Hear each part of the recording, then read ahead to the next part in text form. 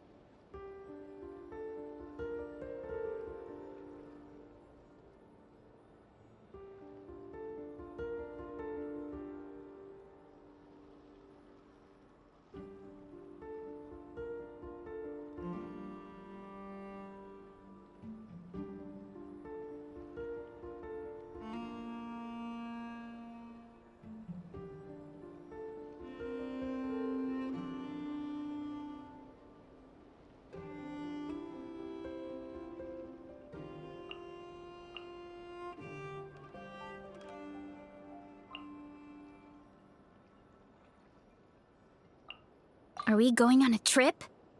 Or to a competition?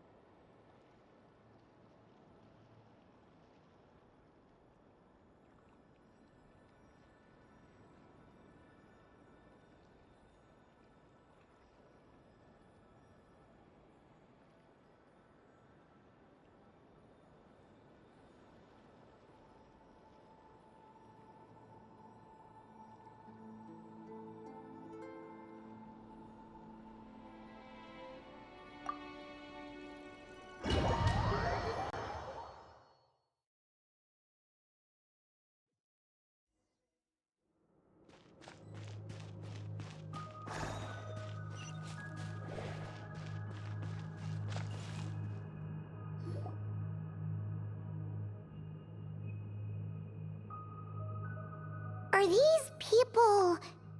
Judging by their clothes, they appear to be phantom Hyperboreans from the distant past. That could mean they have some clues about the moon goddess's name, right?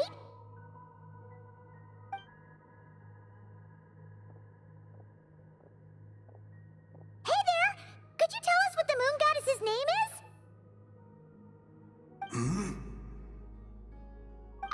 Sorry. That's probably a weird question, huh? How do we explain this? The moons are long gone, and their goddesses are dead. Their names no longer mean anything. When a new moon goddess is born, we will surely know her name. We have used every last resource at our disposal. All that remains is to wait, patiently and quietly.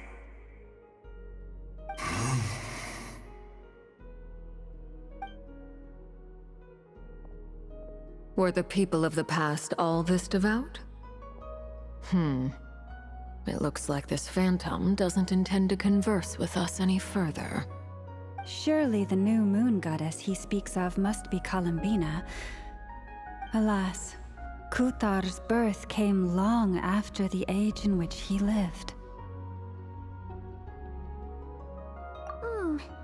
But, maybe if we find a phantom from a more recent age, they might know Columbina's real name. True. Keep an eye out. We should be able to tell which era they're from by the clothes they wear. Yeah, you've been pretty talkative this whole time. What changed? Oh, nothing. I'm fine. You all make good points. When the Hyperboreans speak of moon goddesses, they mean the three from truly ancient times. I can't imagine they would know anything about our current moon goddess. There once was a time when the moon goddesses blessed them greatly and protected them from harm. So, when the war between the gods and dragons plunged the world into chaos, it seems they looked once more to the moons for help, praying for a new goddess to be born. Yeah, that checks out. Let's continue on. Who knows what else we may discover?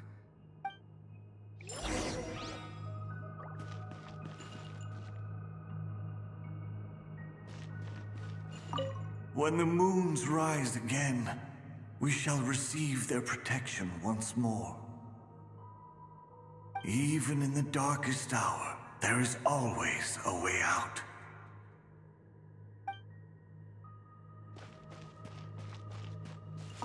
The moons have left for now, but they would not abandon us forever.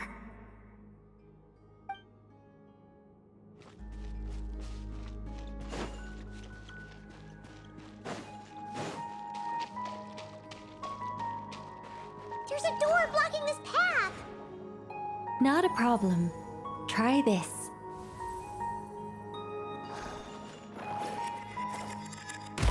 Whoa! How did that door suddenly collapse? This device was maintaining the door's integrity.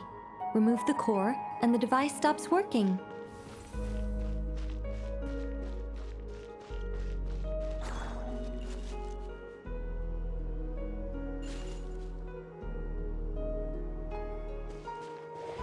Is this our destination? Impressive. More precisely, this is a device that will help us reach our destination. Let's go. We still have a long distance to cover.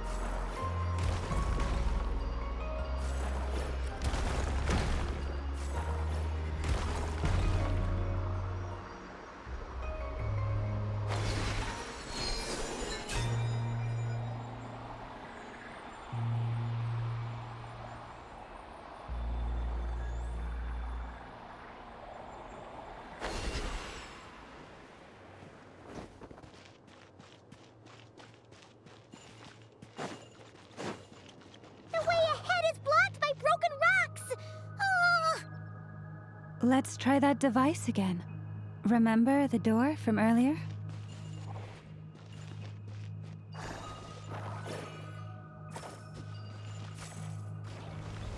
Huh! So it works in reverse, too!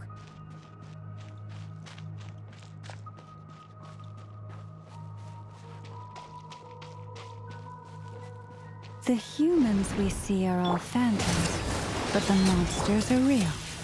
What a fascinating place. There'll be plenty of time to admire it later. Yeah! Maximum power! Charge! Volcano Yeah! Scatter! Skyward! Let's light it up! Adventure time! Ooh, there's a whole bunch of artwork in here. Seems pretty old. Nicole, this is probably your area of expertise. What do all these paintings mean? Let me see. To understand these murals requires some knowledge of the history surrounding the War of Funerary Flame. I shared a little of this with Lauma before. Yes, I think I follow. The dispute between the Moon Sisters, the transformation by Nibelung. Oh no, it's no trouble. I'd be delighted to share the tale again. Alright then. Tevat's 3 moons and their goddesses were brought into being by the will of Nibelung, the then ruler of Tevat. But when the heavenly principles came, they changed the world completely, down to its very foundations. The moon goddesses were nowhere near strong enough to challenge this entity. But the heavenly principles did not view them as heretical entities that had to be removed. Essentially, the 3 moons existed to keep this planet alive and operational, which did not directly conflict with the heavenly principles' aims. Nevertheless, the inherent precariousness of this arrangement would soon be revealed. Nibelung returned. Yes. He did, and thus began the War of Funerary Flame, a battle for dominance between Nibelung and the heavenly principles. Discord would soon emerge between the 3 moon sisters. One would voice the opinion that they should follow Nibelung, for it was he who first hung the moons in the sky. Another would argue that taking sides in the conflict would only bring the world closer to ruin. There was no telling where it would lead, especially since their creator had returned, bearing the perilous power of the abyss. Nibelung would eventually discover their disloyalty. He had all 3 imprisoned before transforming the moons into weapons with which to fight against the heavenly principles. What? Weapons? Yes, the very moons that had once defended the planet became instruments of death and destruction, striking terror into the hearts of all living things. And although the heavenly principles and the 3 moon sisters had once been at peace, it now seemed that the moons posed an unacceptable threat to Tevat. It is possible that the heavenly principles did not know of the goddess's imprisonment. If so, the weaponization of the moons would surely have been viewed as an intentional breach of the peace agreement. Regardless of who knew what, when, the heavenly principles shattered 2 moons and flung the other beyond the skies. Whether the goddesses managed to escape Nibelung's captivity after his fall, nobody knows. But this much is certain. From that day on, the moons no longer belonged to Tevat. The rejection slowly drained their power until eventually they passed away. So that's the full story. You say the moon ceased belonging to Tevat from then on. Why then would Columbina be born here? That is perhaps due to the lingering connection between the Frost Moon, which was not shattered, and this world. You could see it as the 3 sisters' dying wish. They never desired war. All they ever wished for was to protect this land. I see. If the final fate of the 3 goddesses is as you say, then Columbina faces the same grave danger. Our investigation has yet to bear fruit. We must hurry. Yeah, you're right. Let's keep going.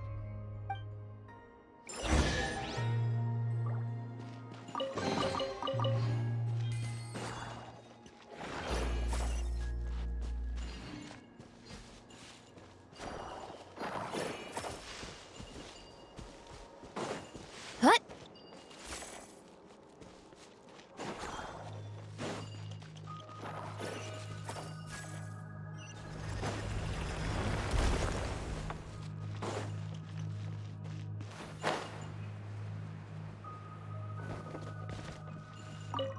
Should we trust him to keep his promise?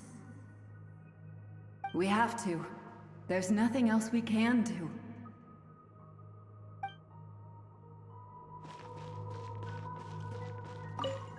Why? Why do the creators of this world no longer show mercy upon their people? Remember his words. We must change our fate with our own hands. Wait, that's odd. Who is he? Is something wrong? No, not really. It's just that over 30 possibilities emerged in my head, so I can't be sure who he is. It's been too long. My memory isn't as sharp as it once was. Okay. 30. Wow. Impressive.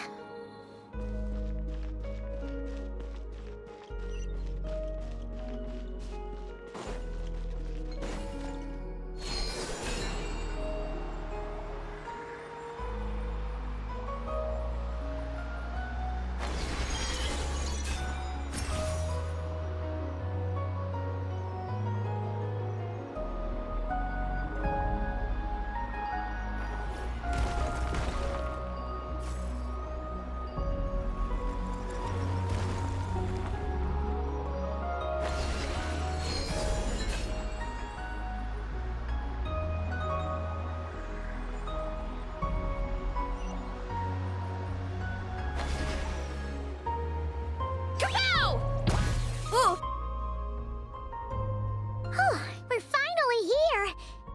Guessing we'll need to activate this thing? Indeed.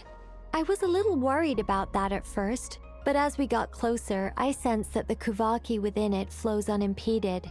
It should be functioning normally. The only issue is how to activate it. It's looking a little worse for wear. What about the cores from some of the other devices we've seen? Can we repair it using those? In all likelihood, yes. I imagine that would have been the Hyperborean's backup plan. Let's look for some cores.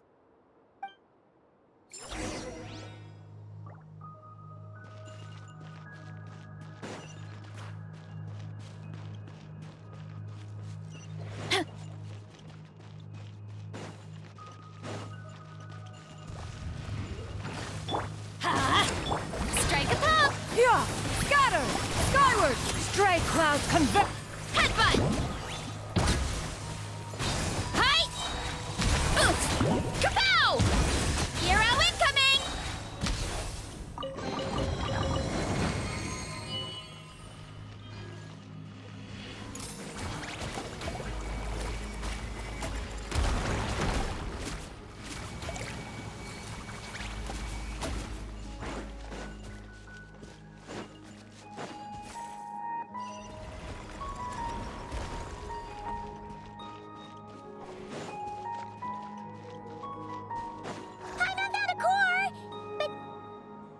Get across!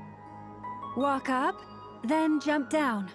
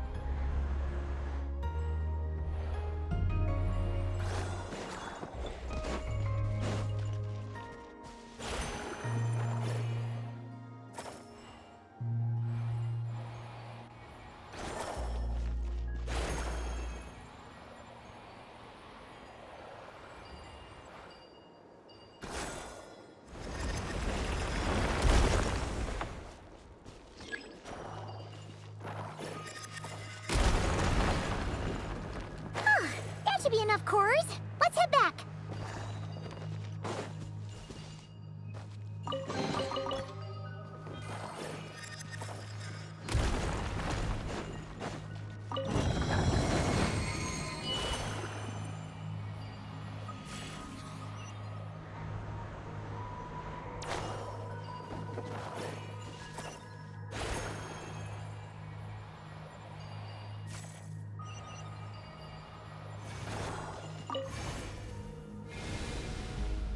The device is up and running.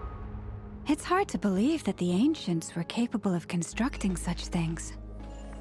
Paimon sees our destination! It's right up ahead! Yes, let's go.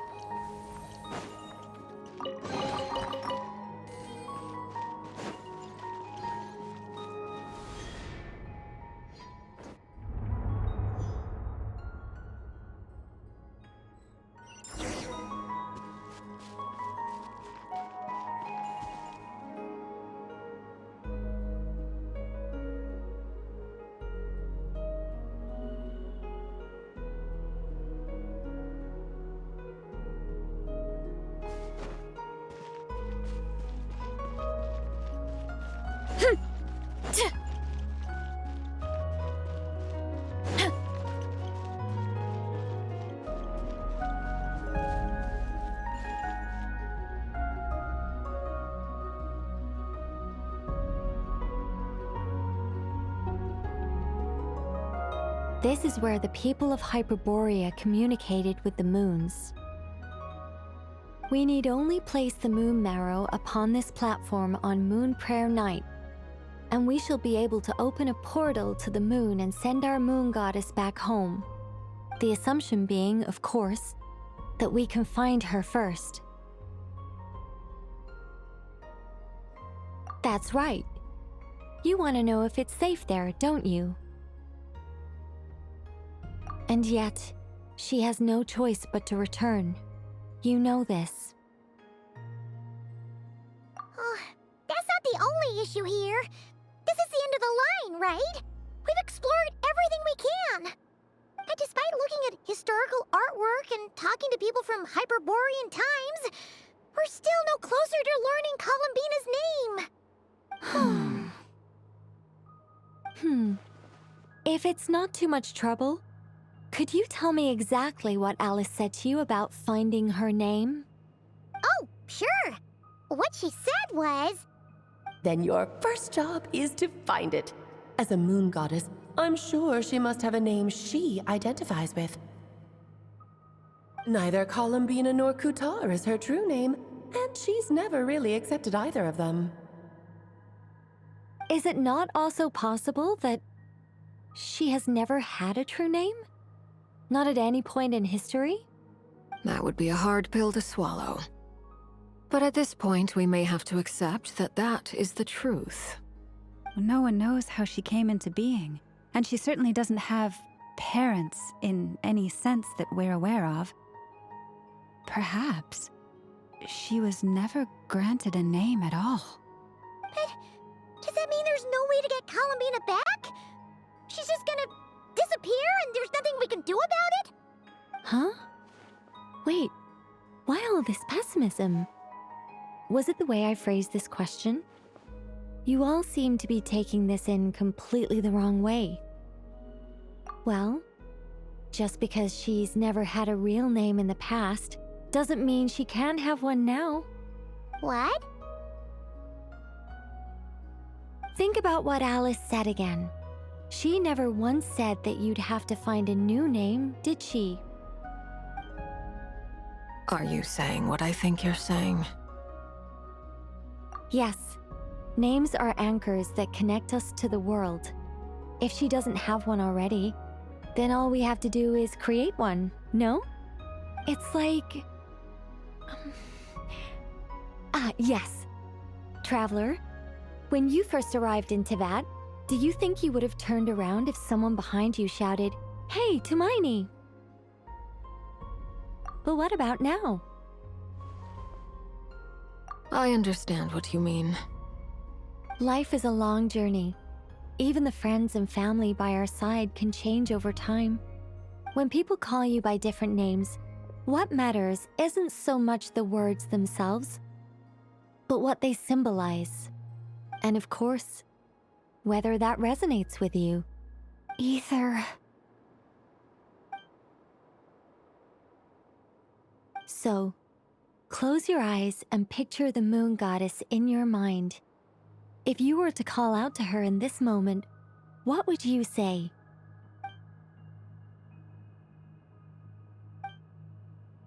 Columbina. Columbina.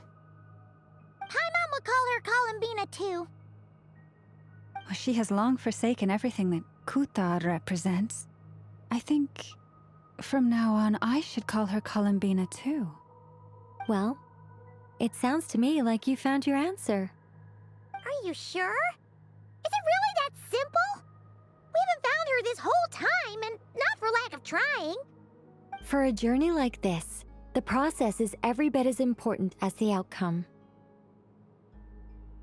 Had you not searched far and wide, rejecting every other answer you were offered? How could you have come to an answer you felt was finally correct? Oh, it all makes sense now. This has Alice's fingerprints all over it. Are you suggesting that Mage knew from the start that Columbina never had a real name to begin with? I can't say for sure. But I can definitely imagine her chuckling in satisfaction somewhere right now, saying, "Ah, what fun." Llama! Your antlers! You should hurry. The festive moon has begun to rise. Do not worry, for when you called the name Columbina just now, I could sense that the power within was enough to summon back the moon goddess. The power within what? The name? Yes. So, the thing is... What's wrong now? This is so annoying. I really want to explain how that whole thing works. Starting from the founding principles of Teyvat and... Oh, I could talk about this for hours. But... Deep breaths, Nicole. Deep breaths. You're an angel. A sober, sensible, solemn angel who has her priorities straight. Okay then. Sorry for asking. Clearly a bad call on Paimon's part. Anyway, you all need to hurry. Last thing, remember how it felt when you called out that name. Then it is agreed. By the name Columbina, we shall find her. Then we'll throw her the best Moon Para Night party ever! And at last, we will send her home.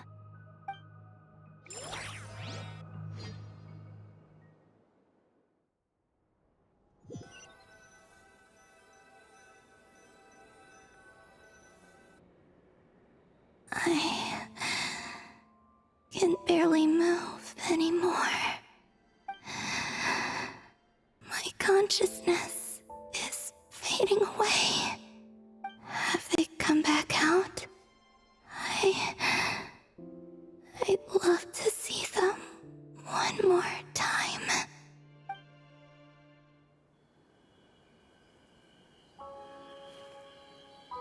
They didn't make it.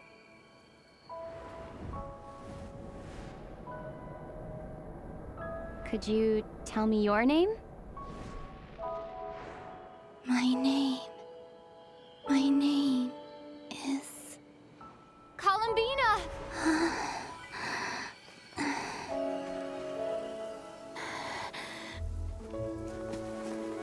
Columbina! Are you here? Columbina! That's the name you gave when we first met. And it's what I've called you ever since. Columbina. It's a fine name. I have many fond memories of Columbina, and so do all of your friends.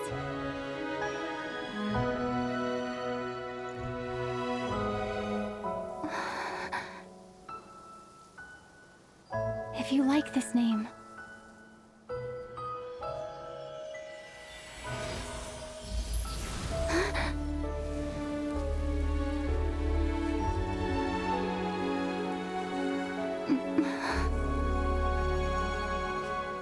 Looking for me?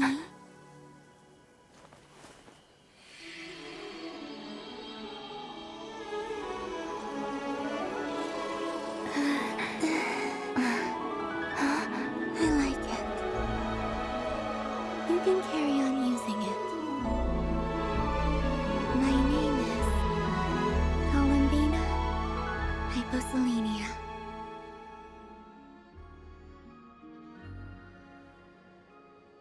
Columbina Hyposelenia. That's a wonderful name. I never thought that Columbina would become my real name. But after I met you and my other friends, the things that this name stood for slowly began to change. It went from being a Fatui code name to something my friends call me.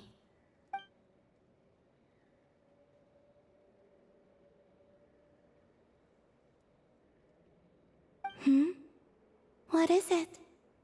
Why aren't you saying anything? I'm just so happy for you. Thank you. So, where's everyone else? We can go and meet them very soon. Everyone went to different places to try calling your name. Great. I'd like to thank them as well.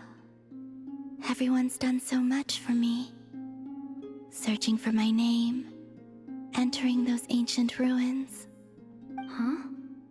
Wait, so you were... Yes, I was there. Not physically, but my consciousness was still holding on. I followed you the whole way. Starting from when? You turned around and called out my name while you were in Nasha Town.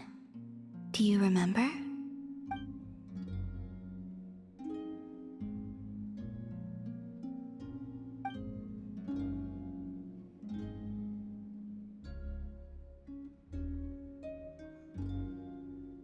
Let's go.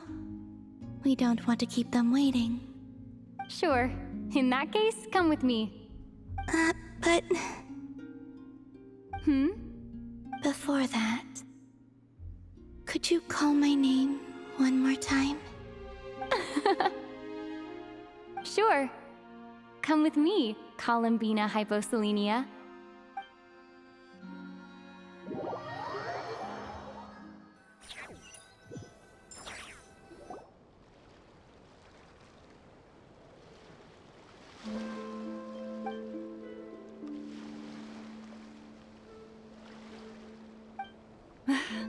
Columbina! Oh, this truly is wonderful. Llama, I can't breathe. Ha ha! Just in time for Moon Prayer Night. It's good to have you back, Miss Columbina. Yeah, we were worried sick. Thank you, my friends. With your help, I now have a name that belongs to me. Columbina Hyposelenia. Where's the second half from? You added it yourself? That's right. It means... Born beneath the moon. Yes.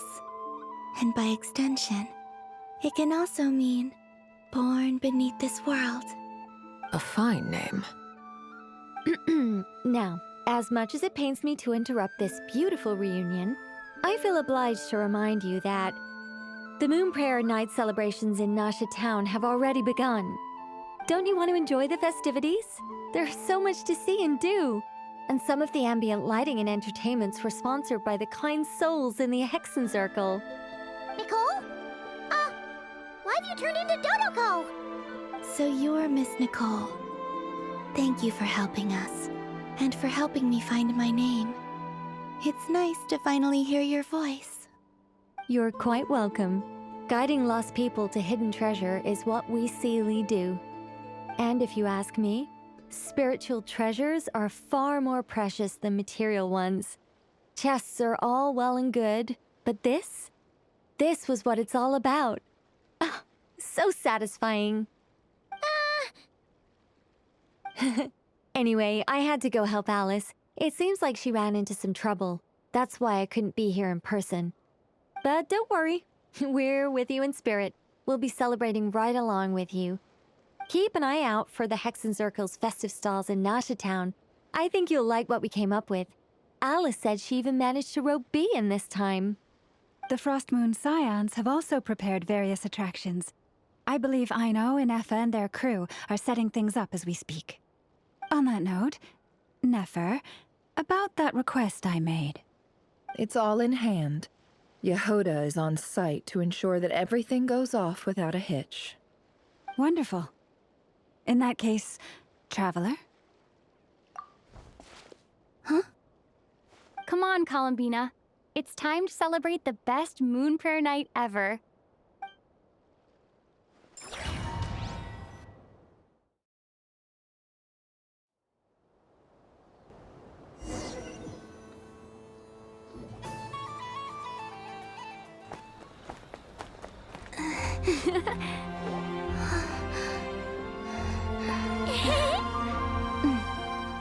Hey, young lady.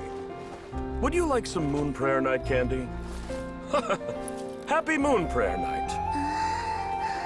Oh, yeah. I almost forgot to say.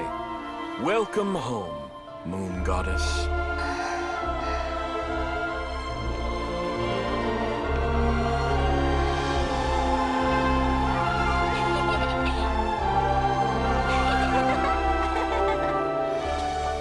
Welcome home, Moon Goddess.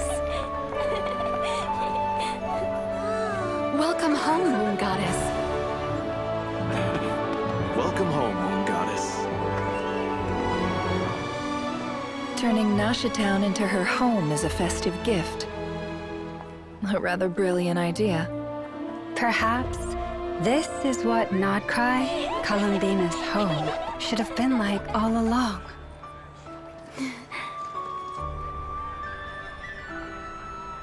Thank you for the gift.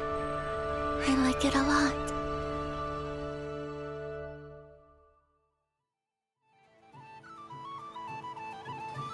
This feels like the surprise of my life.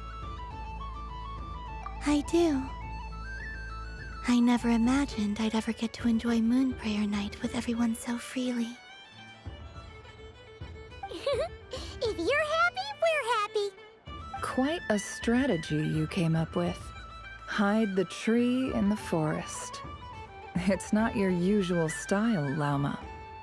Is there something about Moon Prayer Night that enhances what's in your head as well as the antlers on top? Apparently so. It even inspired a perennial penny pincher to use their resources for a greater cause. It truly is a magical festival.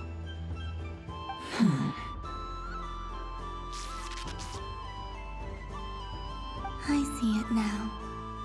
This bickering is actually a sign of a strong relationship. Huh? What's everyone doing here? Oh! Miss Columbina, you're back!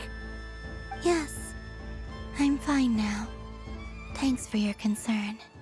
How's your progress with Alice's assignment? Very well indeed. I've never heard her sound so excited. Not like this. This time her excitement seems more serious. Seems like she's had a major breakthrough. She said she'll contact us once she knows more.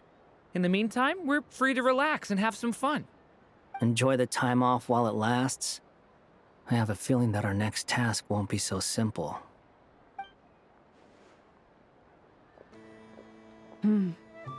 I should go.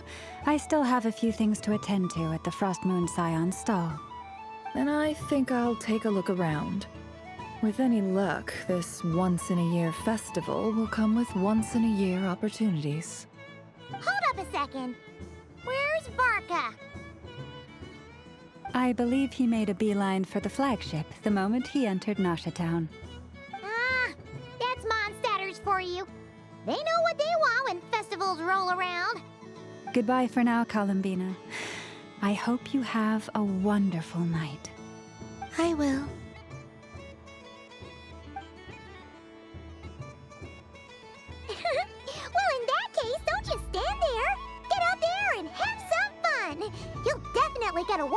at every stall. Oh, also, take this map with you. It's a guide to the festival.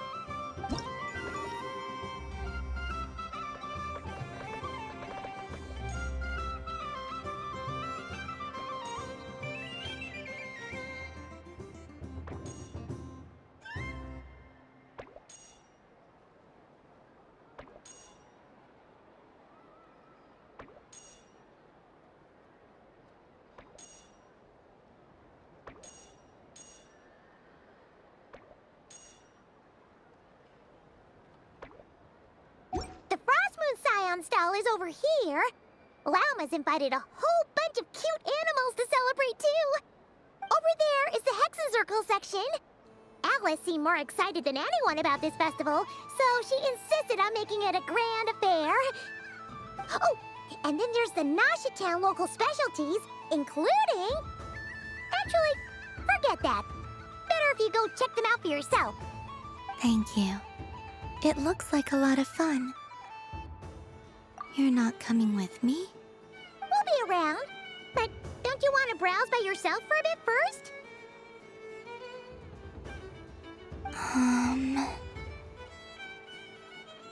Yep. If you find something you like and want to try it out together, just give us a shout. We'll be right with you. Otherwise, just relax and enjoy yourself. There's so much on offer, so try to experience as much as you can. And don't forget to stuff yourself with all the delicious festival food!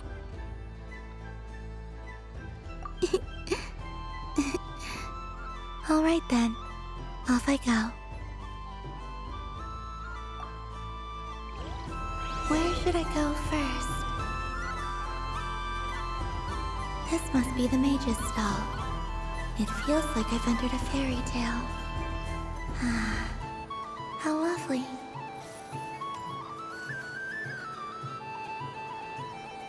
But I was aiming right at it! Aw, what a pity. I saw it with my own eyes.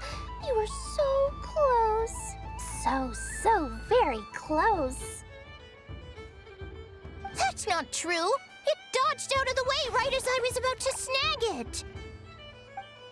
I'm sorry? You heard me. This paper frog can move. I swear. Dear, oh dear, what are you saying? How could a paper frog move? Unless you believe there really is magic in this world. But even if I, the mere humble merchant that I am, knew such magic, surely I would not use it on a paper frog. I'd sooner give Mora legs, so it could walk right into my purse. My dear, dear customer, why not have one more try? This time I'll give you 12% off, a very generous discount for one of my most regular customers. Just think about how much experience you have under your belt now. You're sure to win the next one. Darn, I used up all my coins. I'll be right back. Just gonna fetch some more from my house. Take your time, but don't take too long. This event is Moon Prayer Night only. Miss it, and you'll have to wait a whole year before I'm back. Next customer, please. Welcome.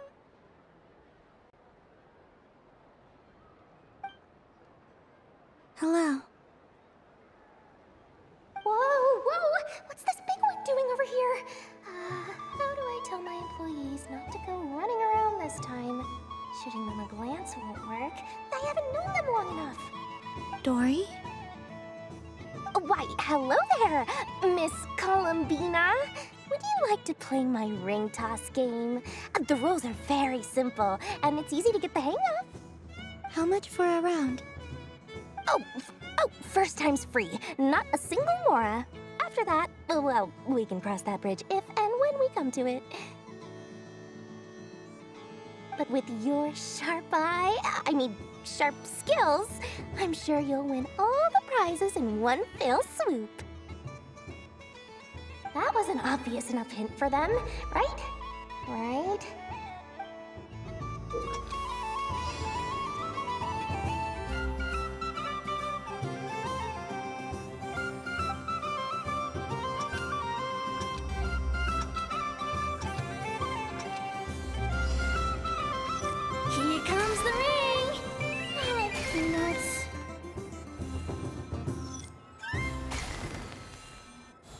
change tracks. Roselle, should we move or not? Just a tiny bit. All right, then I'll... Oh, sugar plums, not the clock hands. How do I move the legs again? Let's see now. Let's see. Wow, very good. That's the highest score we've had all night. And here's your prize. Now, how about another round? As for the cost... Happy Moon Prayer Night, Miss Columbina. Happy Moon Prayer Night, Durin and Hat Guy. Are you here to play the game? Yes.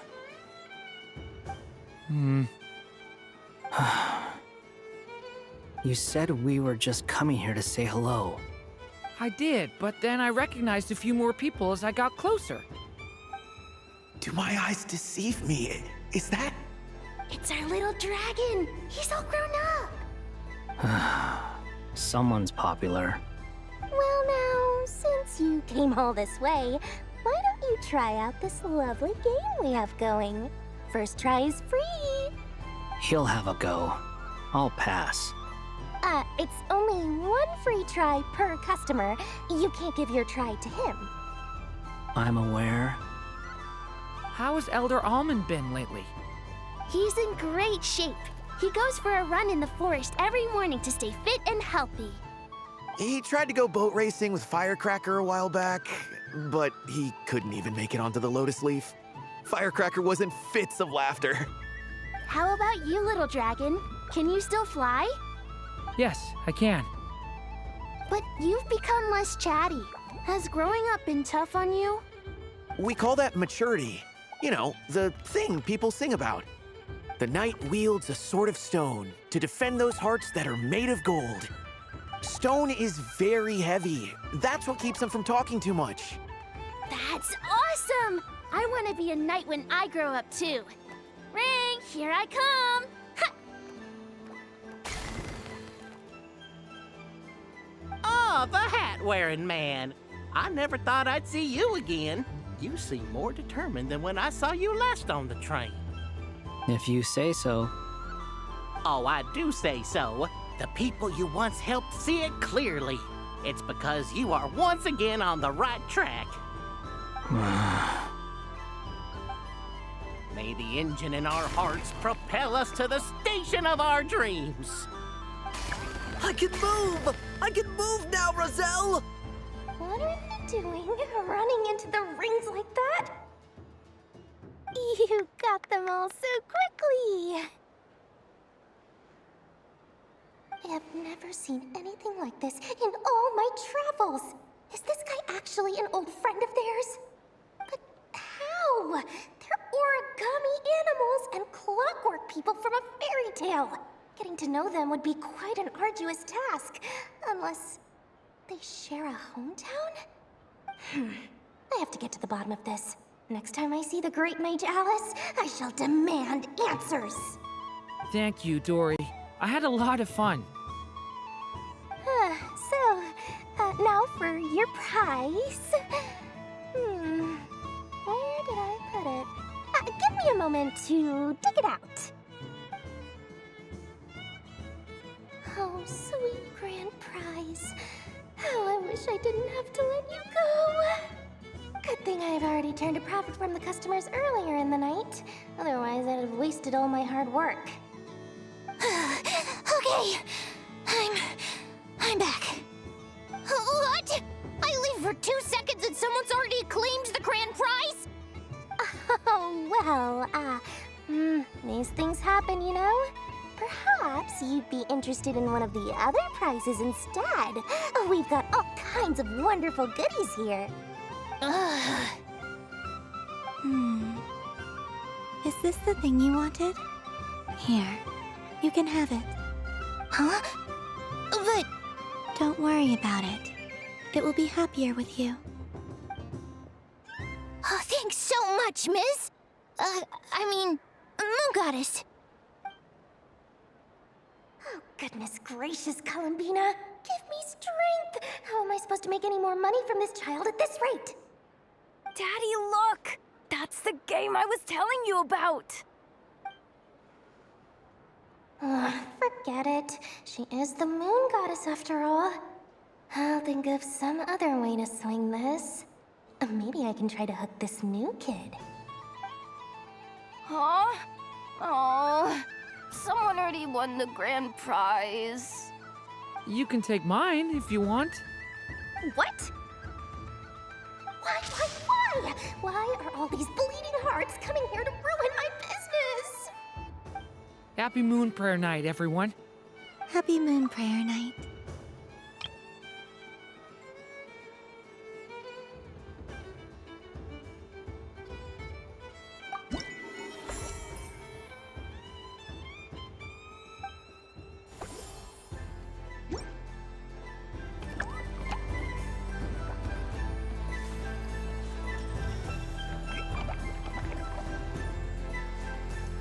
What's the...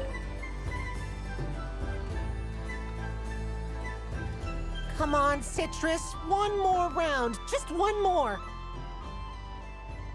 But my neck... oof. It's acting up again. You should take a break. Health comes first.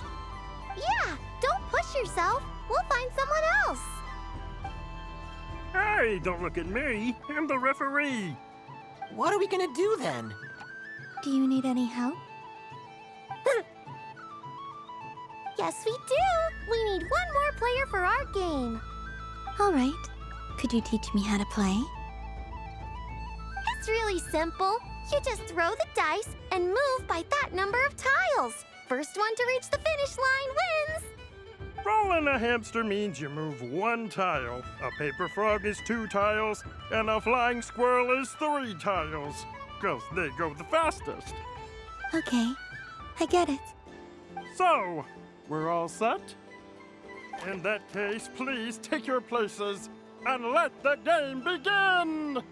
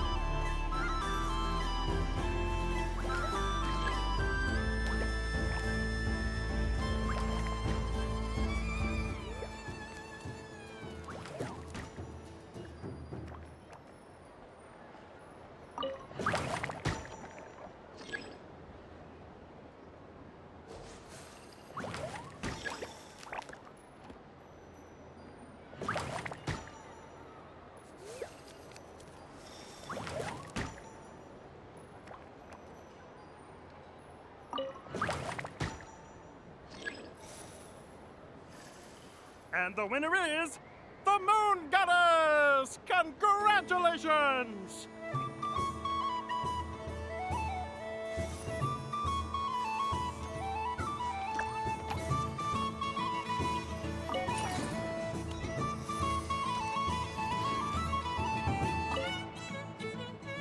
A soft and furry creature that bounces and jumps.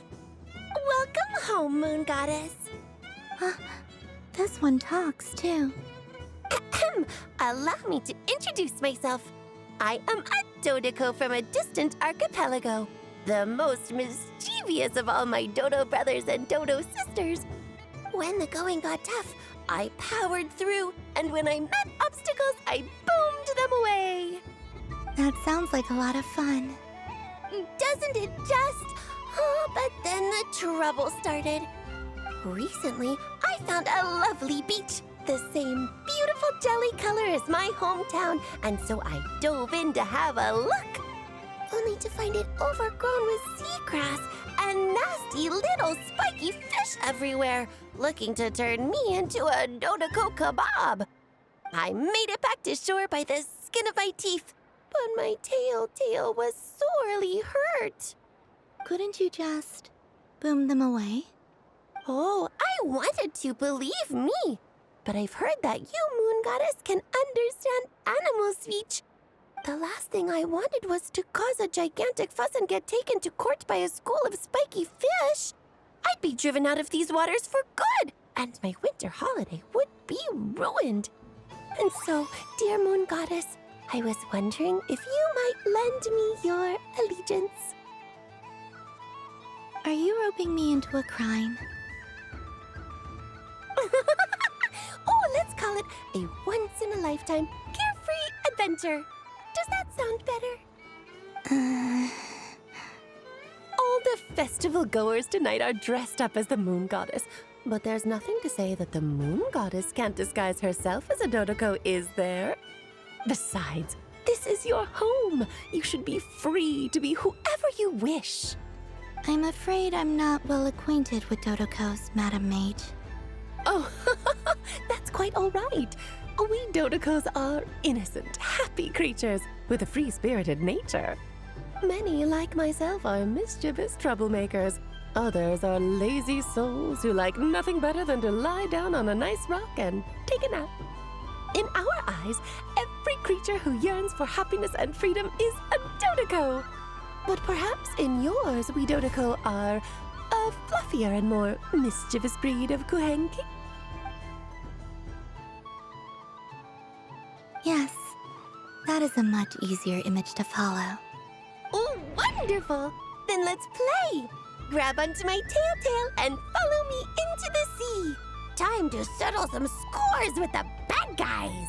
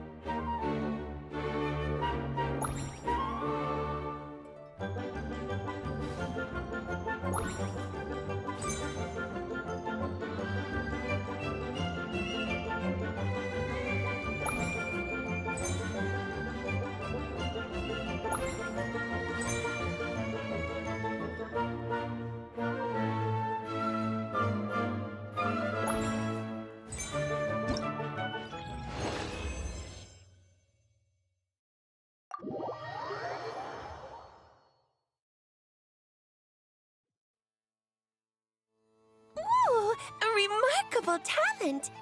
So, what do you make of it? The use of Jumpy Dumpties doesn't come as naturally to me as Kuvaki, but their unpredictability makes it fun. I think they call this novelty.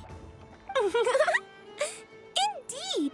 And how did it feel blowing those pesky nuisances away? Not bad. Any guilt? What do you mean?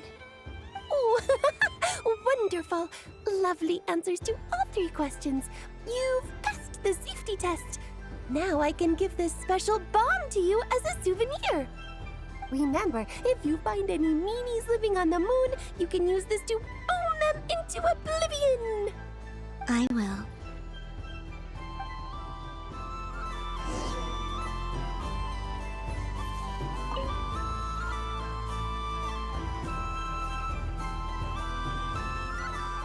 I wouldn't say it's unfair, exactly. I mean, your voice goes right into people's heads. How would you explain that to the kids? You can't just explain it away as magic. Is something the matter? Ah, Miss Columbina! No, nothing you need to worry yourself about. Ah, impeccable timing. Stick around for a second, Miss Columbina. I need your input on something. This self-proclaimed Knight of Justice has yet to give me a satisfactory answer. I, for one, would like to hear your verdict on the matter. Hey, now, I left the flagship just to help you out, Miss Nicole. What's going on? So Alice and I are both using long-range remote control spells that work on similar principles, allowing us to attend this festive fair in Dodoko form. sorry. Let me backtrack a little. While similar, there are some key differences. Alice, being a great mage, wanted her Dodeko to reflect something of her own charm and mystique. So she adjusted the way its tail moves when it spins around. An entirely gratuitous move, in my opinion. I hardly see how anyone is going to notice that. If anything, I'd say that anyone who stares intently enough at a Dodeko's tail to notice such a small detail is someone we ought to be highly concerned about. I only say this to emphasize that my question has nothing to do with tails. Now that we're clear on that, why is Alice's Dodeko permitted to interact directly with the children celebrating Moon Prayer Night, while mine is not? Your voice speaks directly into people's minds. See? Exactly what I said. Miss Nicole? Ugh, I can't stand it. I know that probably makes me sound like a whiny child acting out in front of their parents. And it's a little embarrassing now that I think about it.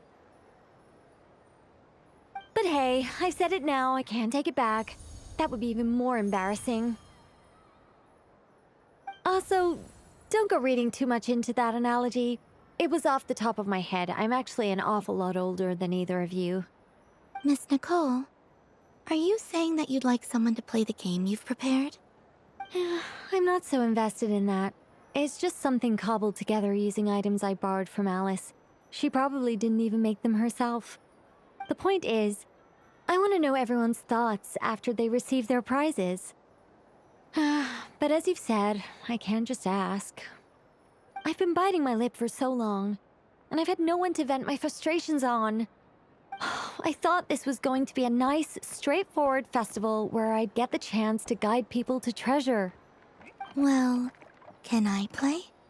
I can't guarantee that I'll win a prize, but... You will?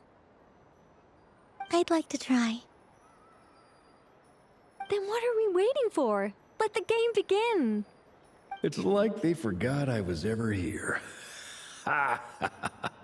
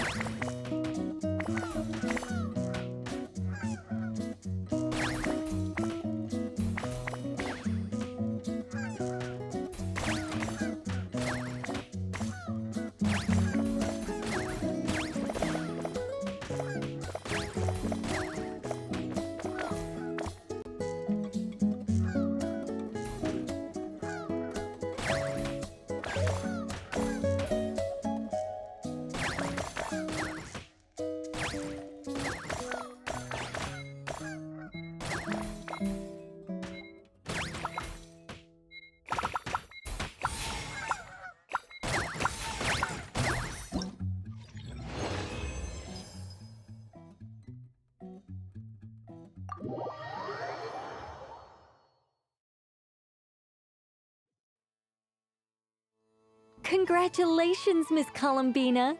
With your great wisdom, you have overcome every obstacle in your path and conquered the great challenge posed to you by fate. Fate? Well, something to that effect.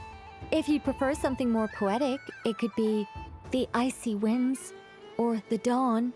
Anything you like, really. You could even go with the challenge posed to you by Dodeko. if that's what you're into. Anyway, you can take or leave my suggestions. Moving on. All my hopes are now resting on this. Can I open it now? Stop teasing me. Please, I'm begging you. No more talk. Just open it. Wow. What a lovely sculpture. Classic and cute at the same time. Thank you, Miss Nicole. I'll always treasure it. Ah, there we go. Music to my ears. You have my sincerest gratitude, Miss Columbina. Thank you for sharing your precious time with me and fulfilling my wish. Don't mention it. You've all done much to help me. And still, I'm the one receiving all these gifts.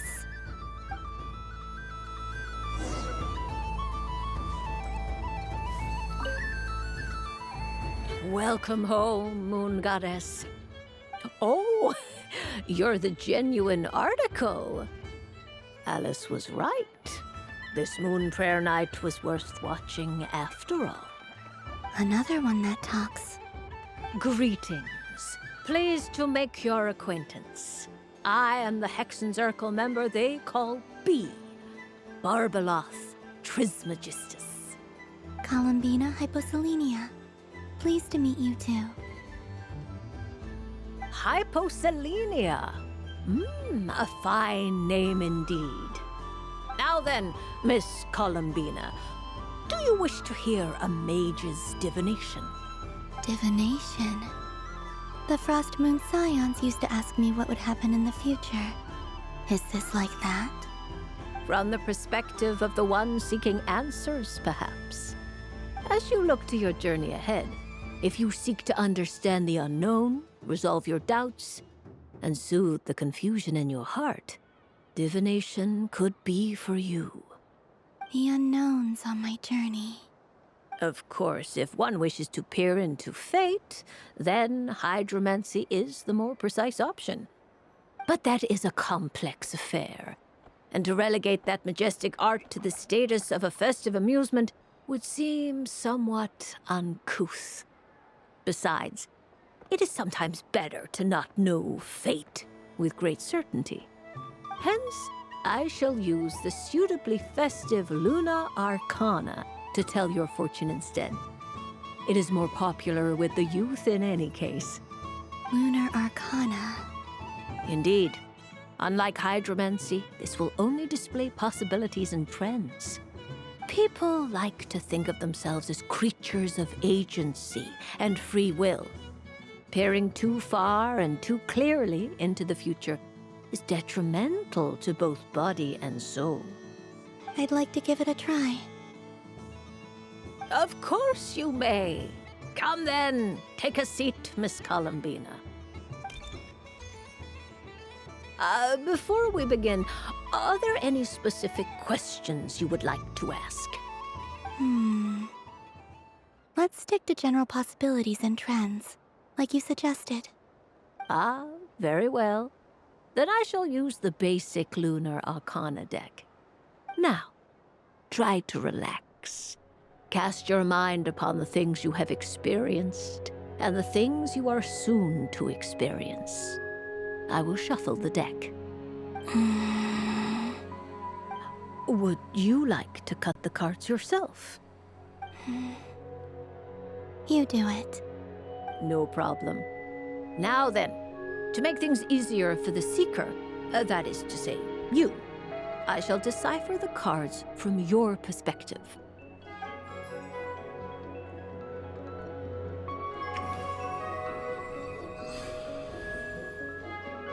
Please, draw the first Lunar Arcana. This represents destiny and is the foundation for the divination as a whole. Now, draw your second card. This will stand for the past, the sum of all your experiences that have come before. And now the third Arcana. This is the present, your interpretation of the current moment. Finally, the last card. This shall speak of the future, which... Oh. Kuvaki Pulse? Fascinating. I've never encountered this before in my role as a diviner. Something has exerted an influence upon this card, causing it to leave its designated position. What do you make of this, Miss Columbina? Perhaps this is the guiding hand of fate in action. Of course, if you wish, you can choose to deny the validity of this card and draw the future for yourself. No, it's fine. Let's go with this one. A bold decision. I must say I'm looking forward to the results. Well then, let us flip the lunar arcana in sequence and see what emerges. Sure. First, Destiny. No surprises here. The card that represents yours is the moon. The moon. Indeed. The moon can represent the truth at some times, but deception at others. False peace, destructive calamity, and the world-changing power that lies within. When the moon is placed on the destiny tile, it indicates that your destiny is not what it may appear on the surface. Instead, it may yet have a hidden side. It symbolizes a journey through the fog, fraught with uncertainty and deception, where one must face inner challenges head-on. I don't understand. Patience, my dear. This is but the first card, which serves as a basis for the interpretations that follow. Our divination will only grow clearer from here on out. Now then, flip the second card, the one that speaks for the past. The Hermit, but inverted.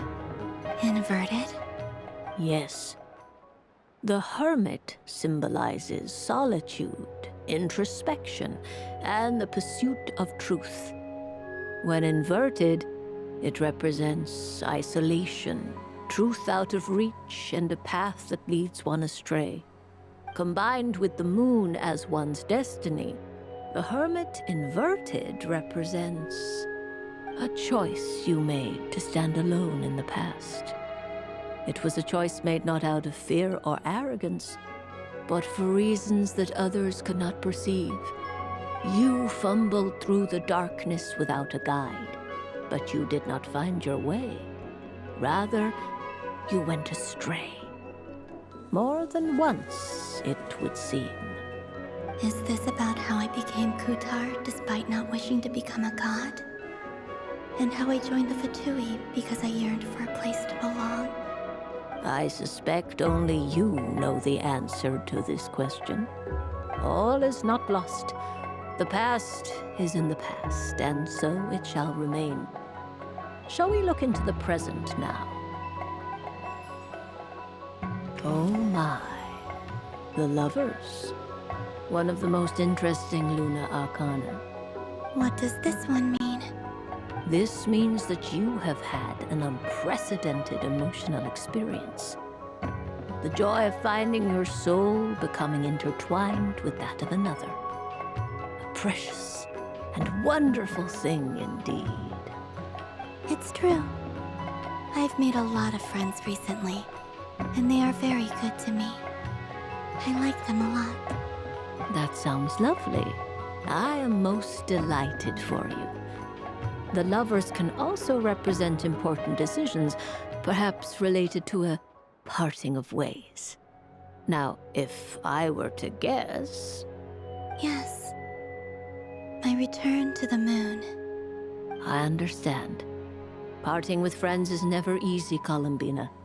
But rest assured, this is not the end of your journey. There is always another story waiting to be told. The future always lies ahead. The future. Well now, it's finally time to flip this most mysterious of cards. Why did it appear? And what does it wish to tell you? I'm ready. Very well. Flip this card and see what lies on the other side. Oh. Miss Barbeloth? What is it? This card is death. That doesn't sound very good. It depends on how we interpret it. It is true that it can represent an agonizing death, a complete and utter end, but at the same time, it can also represent rebirth. Do not forget that your destiny card is the moon. That lends your future many different potential meanings. If death spells the end, is it unavoidable? As I have said, divination can only display general trends. It is a rough guide, but it does not show predetermined outcomes. Allow me to summarize it for you. In the past, you may have lost your way, but now you have gained new connections and new strength. You now face an important decision, one that may bring about a great change in what is yet to be. This change might, in turn, be the end of all things, or their beginning. But remember, everything is subject to change because of the moon present in your destiny. You must see the truth clearly and face your innermost thoughts. The truth. My innermost thoughts. Thank you, Miss Barbeloth. Don't mention it. Some people dislike divinations, for fear of glimpsing an ending to their story that they wish was not so. But I can see that you're different. The result of this divination will not sway your decision. This is a rare quality, and one that diviners always hope to see in the seeker. We are here merely to guide, not to exert undue influence. I understand. Go then and illuminate your future, Miss Columbina. The moonlight that shines from you now is most captivating.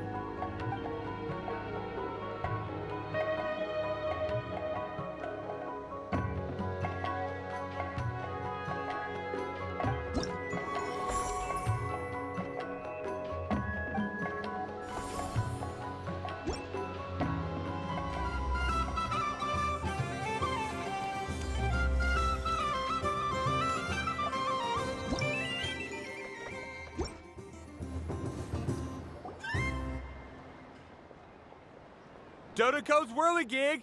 Come check out Dodoco's Whirligig! Ah, welcome home, Moon Goddess.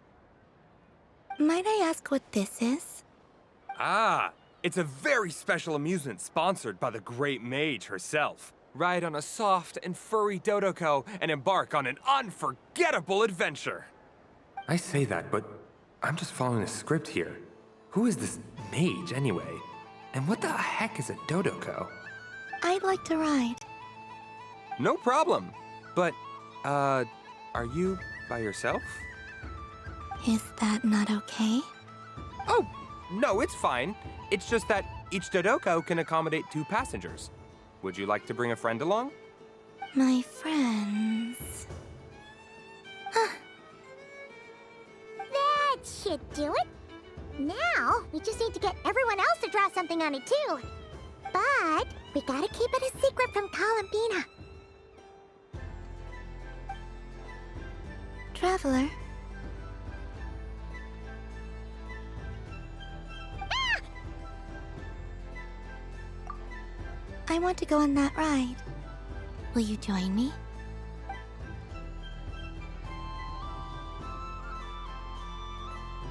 Let's go then. Don't worry. Paimon will do the rounds. You go have fun.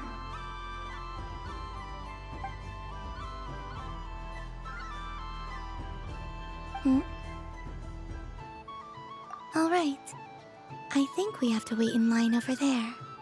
Please take your seats. For safety reasons, you mustn't try to leave the ride before it comes to a complete stop. All right, you're all set. I wish you both a wonderful journey.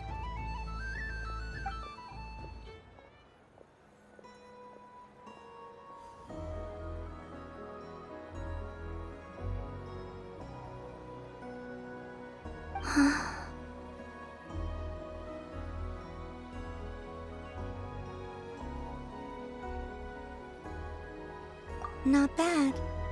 It reminds me of riding a moon lane. Sometimes, the Kuhenki circle around me like this, playing their beautiful melodies. Yeah, I'm going to miss them.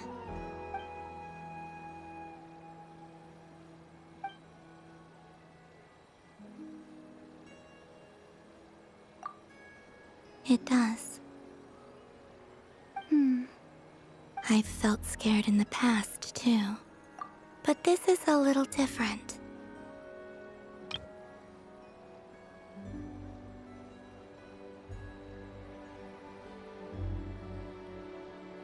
You know something?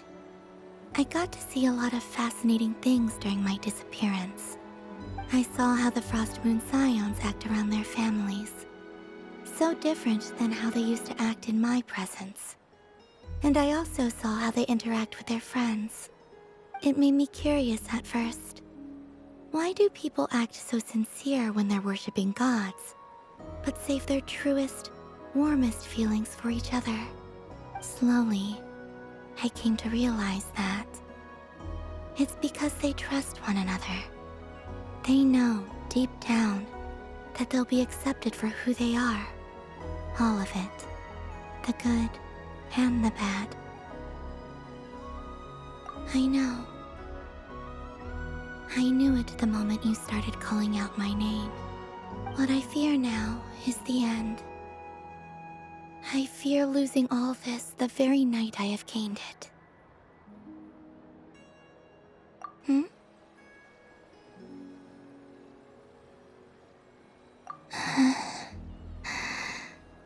Thank you for this conversation. Thank you for listening to me. Don't worry.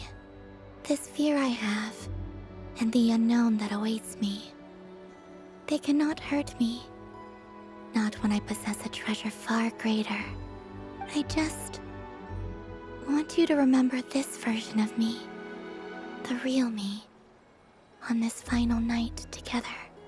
Dear passengers, Dodoko's awesome adventure has come to a close. Please leave in an orderly fashion, and we look forward to seeing you again in the future. Don't want the journey to end, huh? Don't worry, you two. There's always another adventure waiting just around the corner.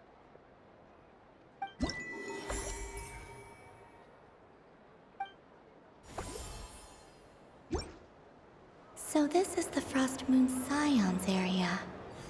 It feels very familiar. But everyone looks much happier than usual.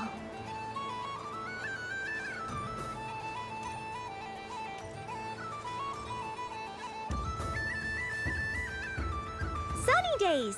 I prefer sunny days. Ah, well, you are as warm as the sun itself, Moon Goddess. Very well. I believe your spirit animal has to be this most adorable chic badger. Wow! Thank you, Mr. Talking Magic Lamp. Have a very happy festival, Moon Goddess. Lance? That's you, isn't it? Shh. It's our little secret, my dear traveler in Paimon. Okay, sure, but why are you here selling sugar sculptures? Everyone celebrates in their own way. After gazing into the abyss and spending time around gravestones all year, what better way to relax than to see sunny smiles on the faces of the living? Besides that, I like to think of myself as a fair judge of character. I dare say matching personalities to confection suits me rather well. That's not what Paimon was talking about. Aren't you afraid that your true identity might be exposed? Should I be? There is all manner of magic in the air this moon prayer night, thanks to the work of the great mages. I see Miss Columbina is hiding in plain sight. Why should I not do the same? Why miss this rare opportunity to enjoy a special evening in my true form? Fair enough. You got a point there. People who don't know you will probably think you're just a talking lantern. Well, now that we see eye to eye, what brings you here? Not a search for your spirit animal, I presume? Ah, well, actually... Here, see for yourself. Oh, this is... How wonderful.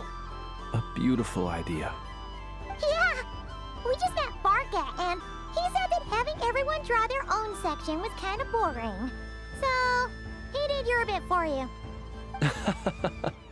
Ah, Varka. Ever the maverick. I see his artistic skills are truly one of a kind. In that case, I shall paint something on Mr. Albedo's behalf in a short while. What? Why not now? Ahem. Welcome home, Moon Goddess. Phew, that was close. Hello, Flins. She recognized you right away! What keen eyes you have, Miss Columbina. Especially considering they are shut. I did not see you. Rather, I sensed you. I can sense the fluctuations in Kuvaki all around me. One would expect no less of the Moon Goddess.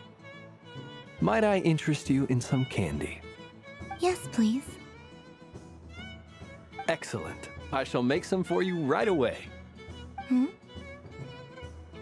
Something the matter, Miss Columbina? What about my spirit animal? All the other children carrying sugar sculptures are talking about it. Wait, is she taking the test seriously? Ah, my apologies.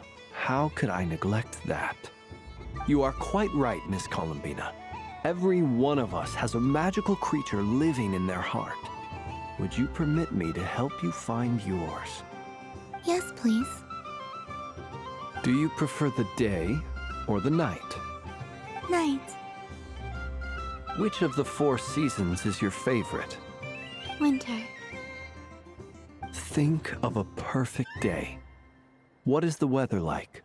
Sunny, rainy, or perhaps cloudy? Rainy in the morning, sunny at night.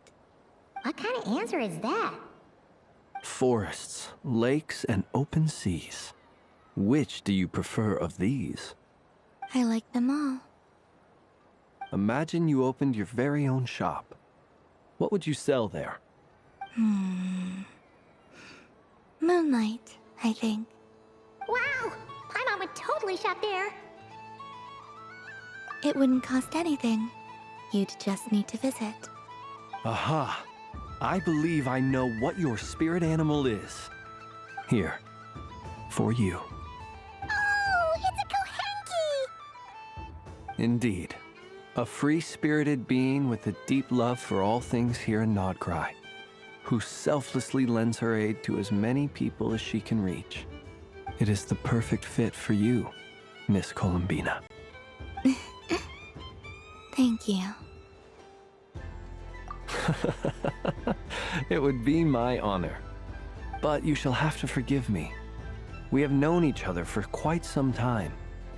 I doubt there is any answer I could give that would come as a surprise to you. So instead, would you accept this sugar sculpture as a token of our friendship? It's a lantern. Hey, why don't you two go enjoy your candy over there? Paimon wants to try out this spirit animal thing too. Right, Flintz? Come on, play ball. I'll get this drawing done. But I want to hear Paimon's answers. Ah, but it'll probably take ages. Paimon's a complex soul. And we don't want your candy to melt while you wait, huh? Oh. Okay then.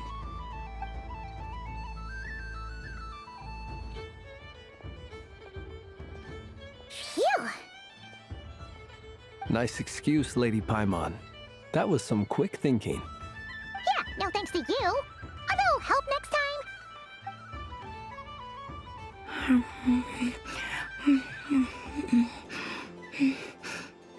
It's sweet. Is that Lockaberry?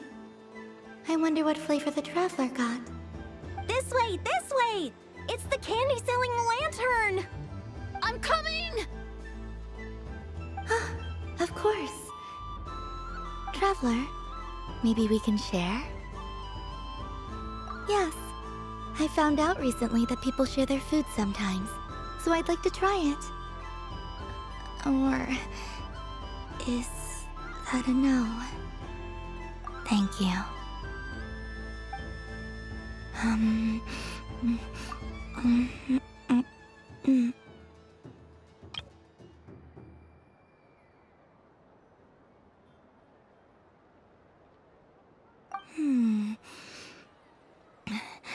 Yours is a little more sour than mine. Here, you try it. Are you sure? Amazing. My sugar sculpture has shrunk, yet my heart is filled with feelings of sweetness. I will remember this feeling. Sure.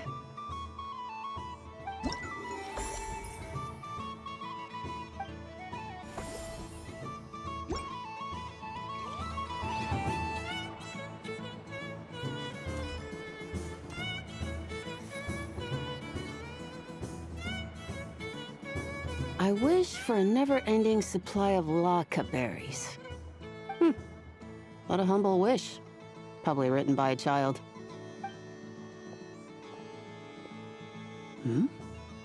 Is that Lama the Moon Chanter?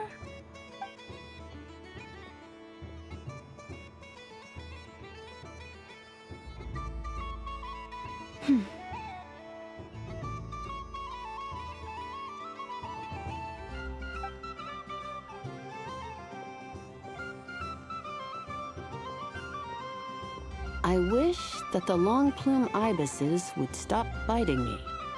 Oh dear, poor Lauma.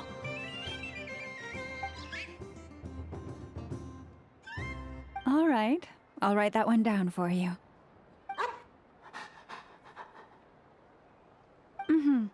I got it. While everyone else is celebrating Moon Prayer Night, you're as busy as ever. I don't mind. It's rewarding work. A good kind of busy. My antlers are at their heaviest tonight, and the Kuvaki waves are especially strong. But as I help these dear friends hang their wishes up, I feel a great peace within myself that is hard to describe. You see, they are all such beautiful wishes, and they are ones that we can fulfill by our own strength. Do you blame me, Lama? I want to hear your honest answer. It is by the help of so many people that I can return to the moon. But I feel as though I've hardly done anything in return. You've done plenty, Columbina.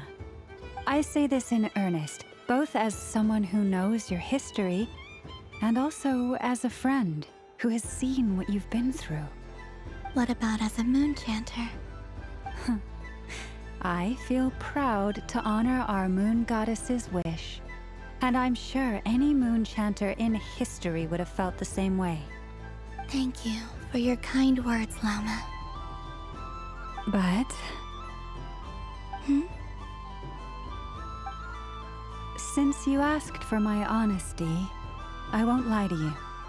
My feelings are mixed right now. Besides pride, I also feel... I suppose it's a reluctance to let go. Once you return to the moon, we will be far apart, and separated by a false sky. I'm sure those of us left behind will gaze up at that sky, yearning for the moon once in a while, just as you used to do. I will miss you, Lauma. I will miss you all. I hope to stay in touch.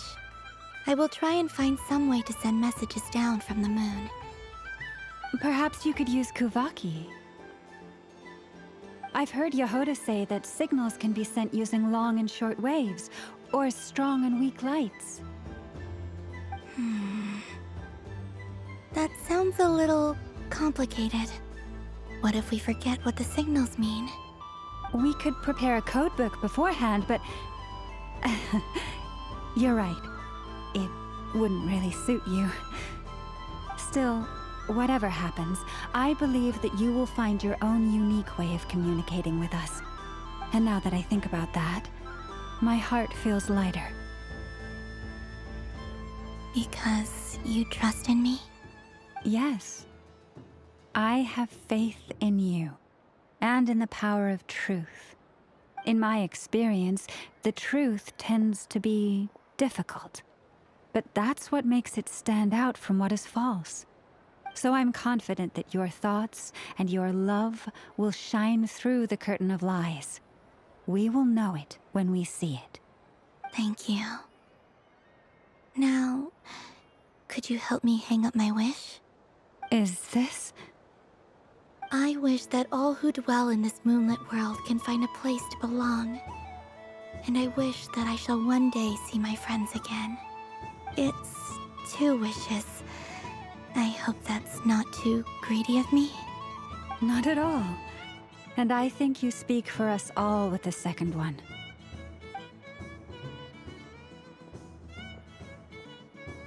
I shall continue to pray until the day that all of these wishes come true.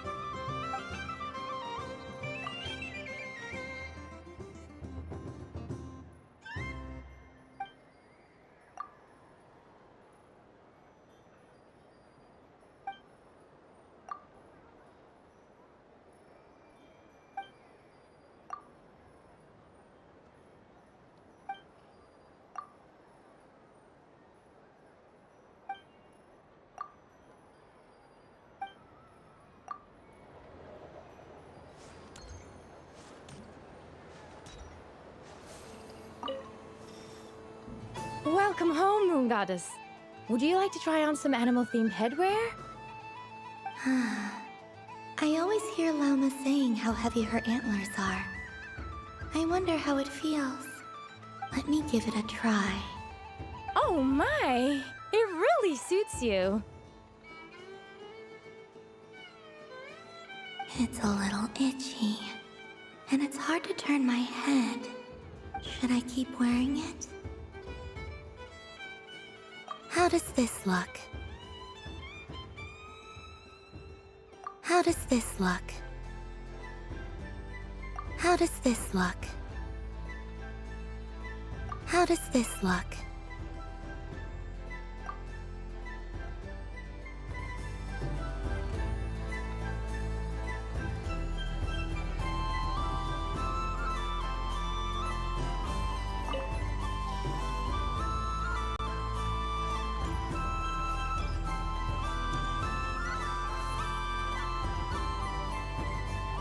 Wow, the Frost Moon Scion stall looks kinda plain, but it's pretty cool once you get into it. I don't go to Hisi Island much, but it's got that, like, old world cultural feel. And if culture means we get more festivals, for it! Hello, Yehoda. Columbine... hello, Moon Goddess. That was too close. I almost gave the game away in front of the staff. Oh, wait. What's the deal with her shoes? They don't make a sound when she walks. I could do with a pair of those. Do you like balloons too? Balloons? Oh, you mean those? What's so fun about balloons? I'm not a kid anymore. They're probably more up Aino's alley. Yes. The animals seem very curious about these strange flying objects. I was drawn here by their voices. I recently learned a fun new game you can play with balloons, so I decided to come and give it a try. A new game?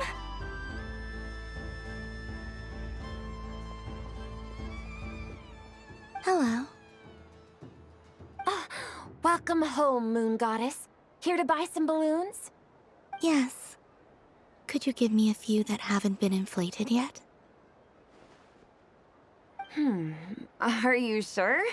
I guess it's not a problem, but... Yes, please. Thank you. Uninflated balloons?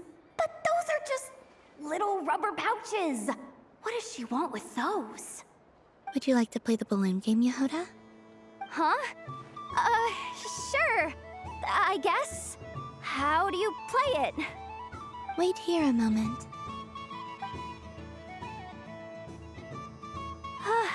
Oh. This is so weird. What have I got myself into now? I thought I saw Columbina nearby. Uh-oh! That's the fourth Harbinger! Although she's helped us out quite a bit, she's good people, right? Is she looking for Columbina? Oh, guess that's my ticket out of here. I'm not sure my heart can take being sandwiched between two Harbingers.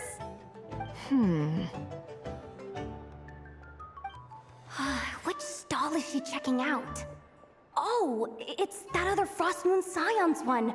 Try on the headgear, see what it's like having antlers or animal ears for a day. I wouldn't be caught dead wearing that stuff. So embarrassing. I have enough gear to carry as it is. Wait, what? She put it on? How peculiar. This would take some getting used to. I wonder if this is what it's like for Lynette. It really suits you, ma'am.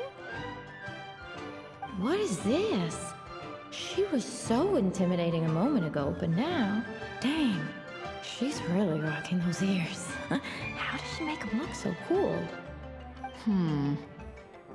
I suppose I may as well keep them on for now. All part of the festive experience. She's coming this way. How do you do, Miss Yehoda? Oh, jeez. Don't talk to me while wearing that thing. Where am I supposed to look? Oh, hey there. I'm looking for Columbina. Have you seen her? She just... Huh?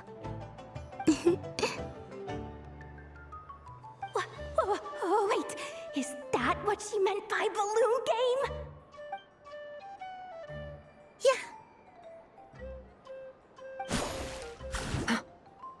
Huh?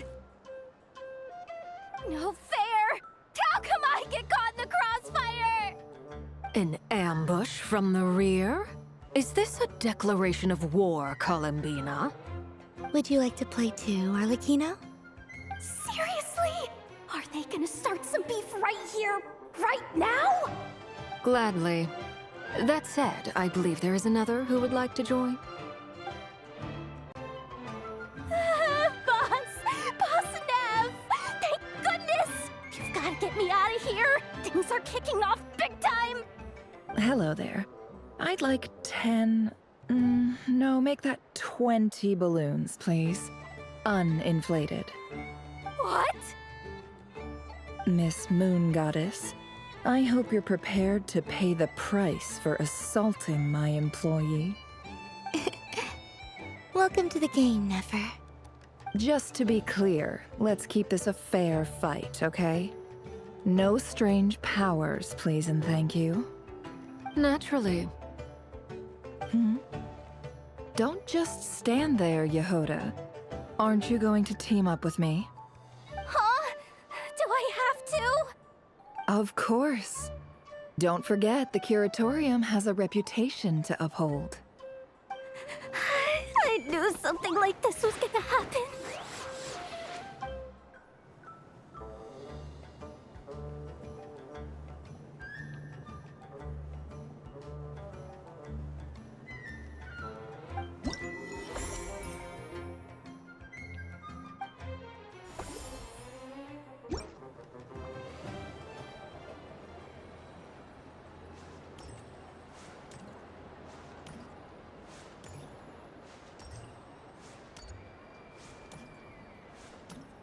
There are so many attractions here. Since I rarely get out, I might as well make the most of it.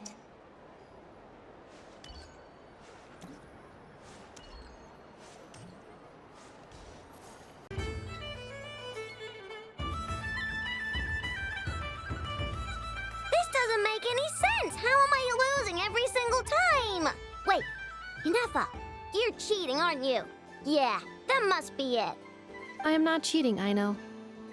Uh-oh, sounds like Inefa's turning into a big baloney bot. I think it's time for some serious maintenance. Moon Goddess, help me. Miss Columbina, Aino is attempting to cheat.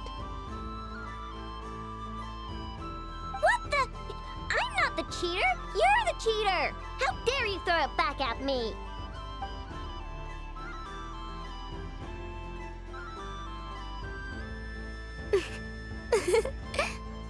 Alright, fine. Let's all laugh at Aino. Just you wait till I get home, because I'm gonna make a game bot that can win 100% of the time. Let's see you laugh when I come back and beat your butts. You'll all have your heads covered in stickers when I'm through with you. We came to check everything was okay after all that yelling, but,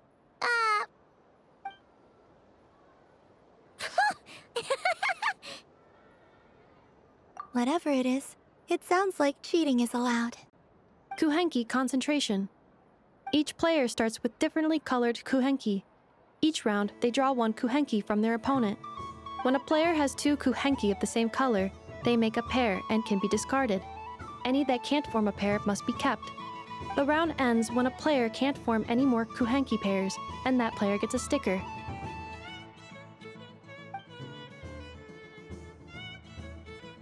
ooh! Can 4 people play as well? That is fine, so long as the turn order is fixed beforehand. Alrighty then. In that case, the 2 of us will join as one team. Okay, but if you lose, you're both getting stickered. I don't want to hear any excuses. Sure. And if we win? If you win, only one of you gets to sticker someone else. I have taken to calling this. I know logic. Hey, lay off me, all right? Okay, so we're starting the game from scratch again, which means all my stickers so far don't count. Looks like Luanatar is the Kuhenki of honor for this game. Anyway, let's go clockwise, starting from Inefa.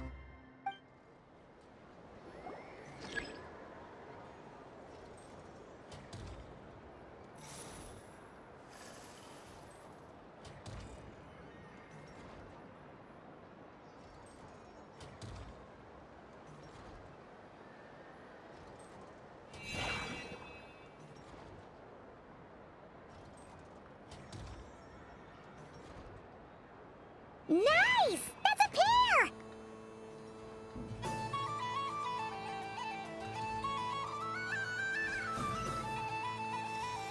Go, go, fly!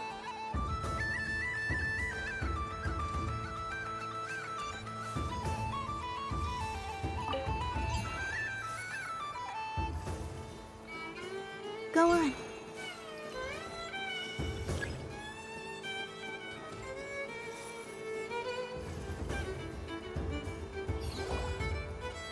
I have a pair.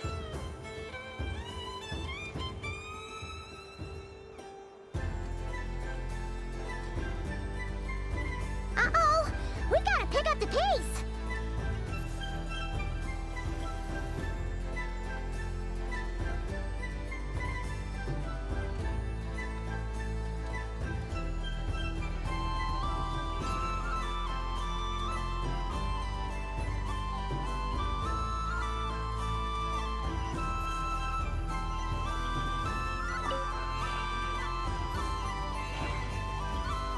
I win.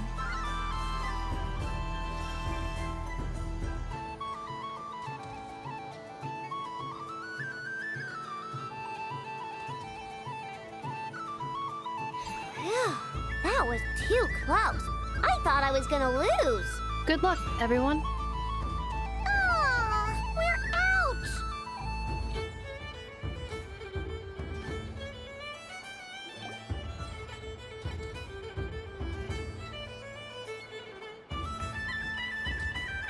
Let me pick a good one. What's it gonna be? You're looking very pleased with yourself there. What happened to being a huge Grumposaurus? I won. Duh.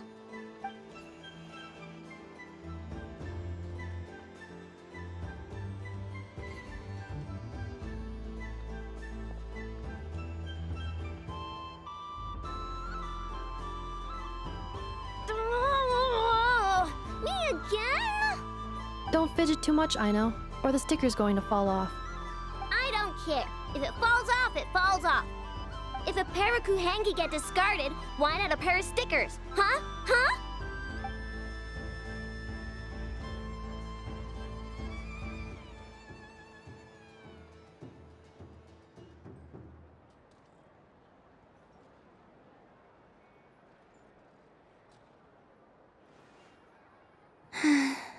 I've lost. Sticker, sticker, sticker!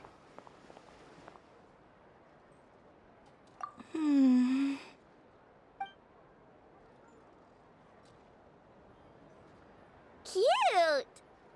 You think so? Shame. I can't see it for myself.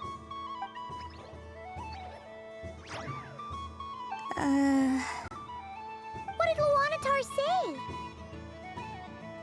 She said it looks so cute that she wants me to lose a few more rounds.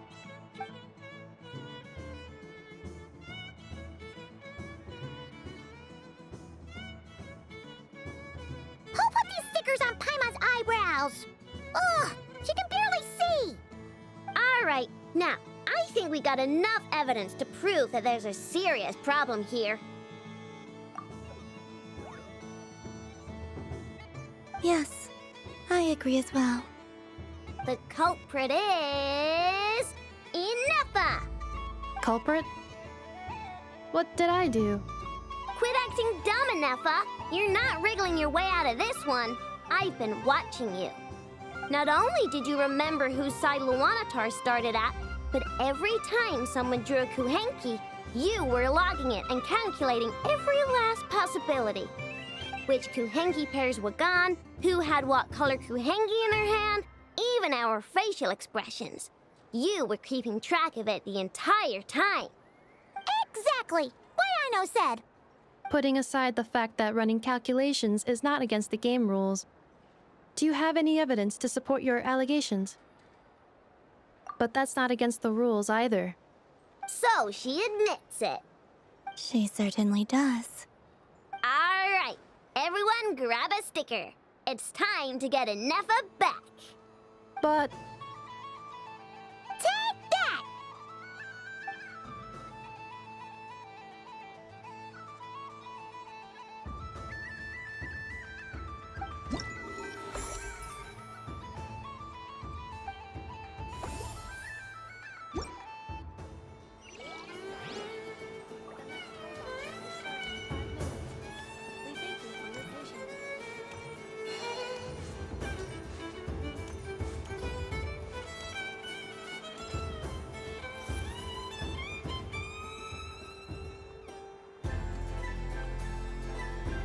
Well, well, Well, look who it is.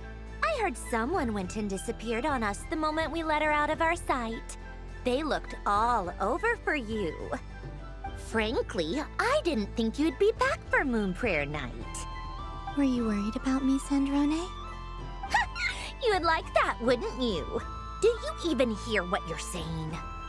It seems to me like you disguised yourself with festive headgear, just so that you could come see me on Moon Prayer Night and make sure I'm okay.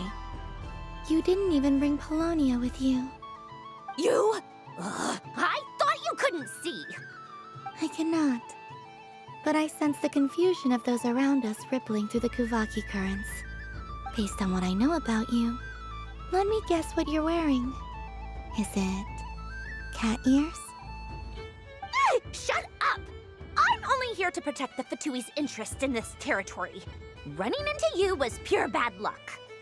Really?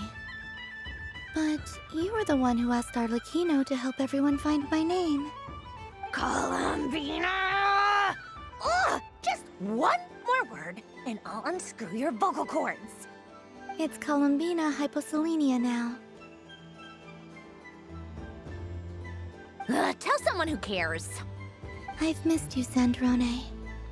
The whole time I was gone, I was thinking. I hope I get a chance to say some ugly words to you. Is that supposed to be a joke? Anyway, let's go play that game. What? You mean that frostfin whale? Yes. It's some kind of game where you get bitten if you step on the wrong tooth. Seems like fun. Who in their right mind would wanna... Because you're not a scaredy cat. Fine! You wanna play? Let's play. Don't complain when I kick your sorry butt. Lovely. You old geezer! I'm gonna beat the pants off you! Just you watch! I almost forgot. Sandrone? What is it now? You'd better not lose, or I'm going to beat your head in. What? Allow me to demonstrate since I'm feeling so nice. You just step on the teeth, like this.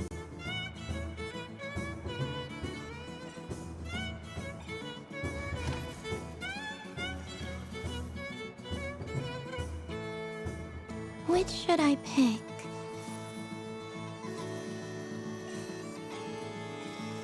Your turn, Sandrone.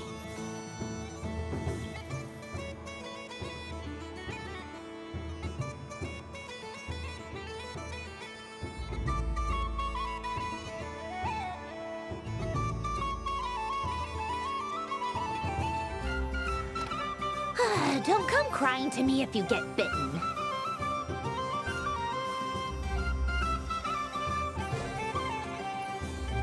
There are less and less teeth remaining.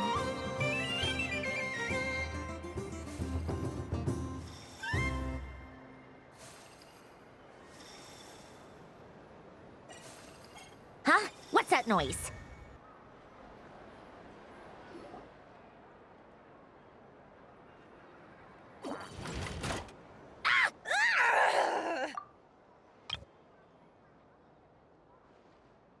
I think you might have picked a bad tooth, Sandrone.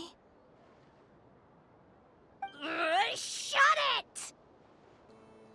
Do you need any help? It seems like you're stuck.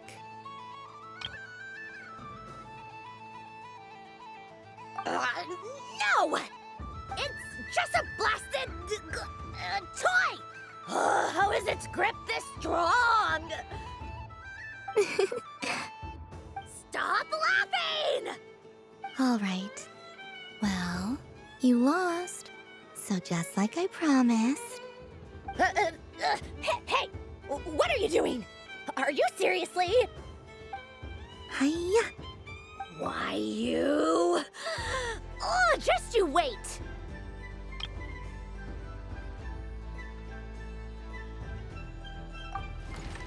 Rematch!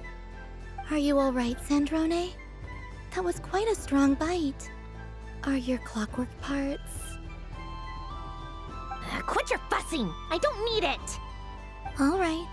I'll go first this time.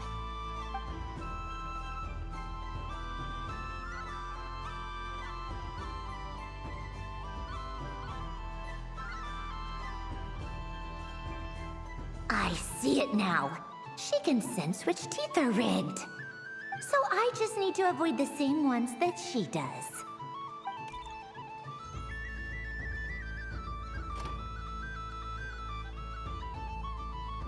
This one... Seems fine. She avoided that one then? Now I've got you. All right, my turn.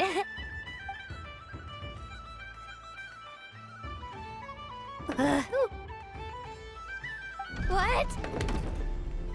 Looks like you lost again, Sandrone. Wait! There's more than one bad tooth! Bonk.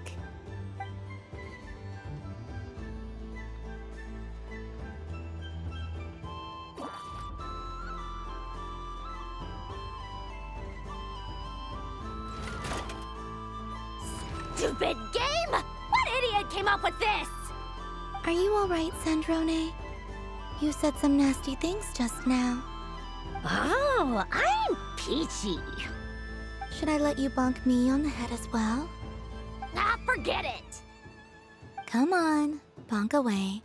It can be your consolation prize for losing so badly. I told you, forget it! Gah, you've always been so annoying. Singing right outside my door, inviting yourself to my tea parties, going AWOL. And now you're off to the moon or something. Of all my days with the Fatui, the times I spent with you, Arlecchino, and Rosaline, they were my favorite. I will not forget them. Just as I shall not forget this moment. We'll always be friends, no matter where we are, right? Who'd want to be your...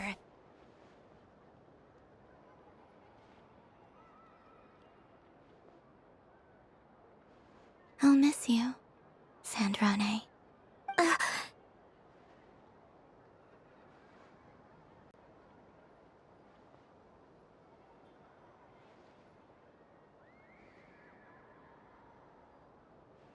Goodbye, Sandrone.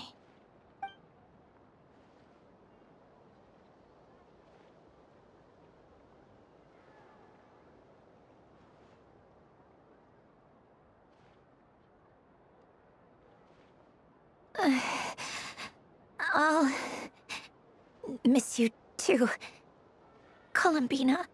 Sorry, what was that? Ah! Ah! Yeesh! No need to freak out. What's wrong? We've been looking everywhere for you. What do you want? Oh, nice ears. What do you want?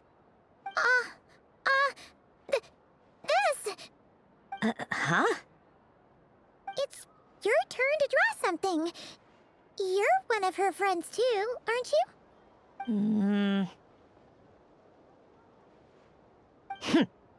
Doesn't know how lucky she is.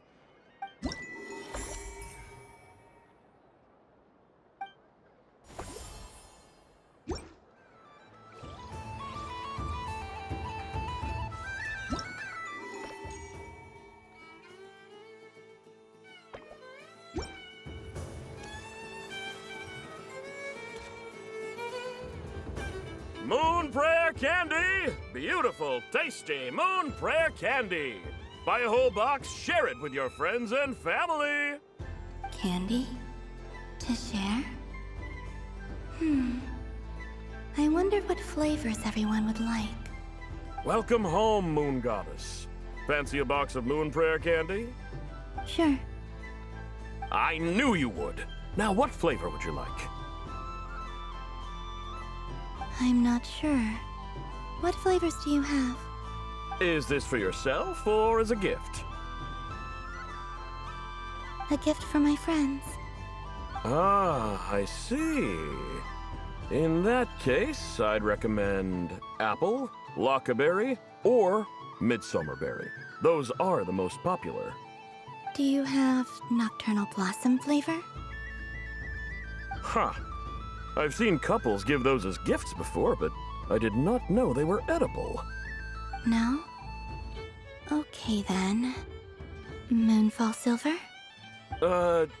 You did say this was for friends, right?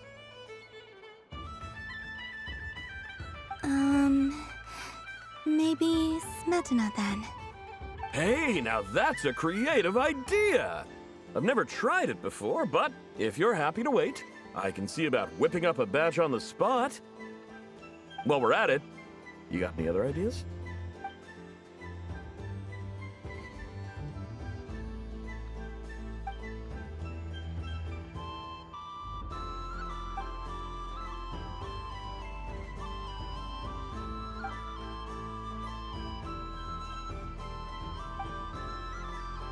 Here you go. Every flavor you asked for is in there.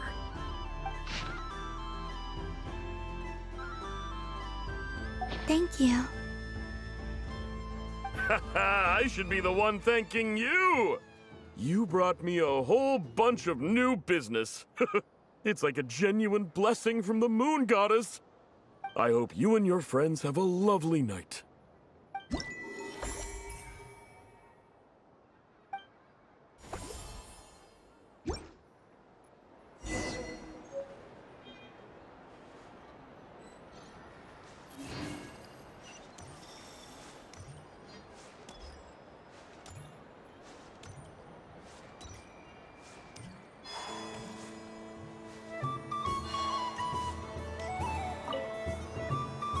Traveler. Hey there, Kalamina!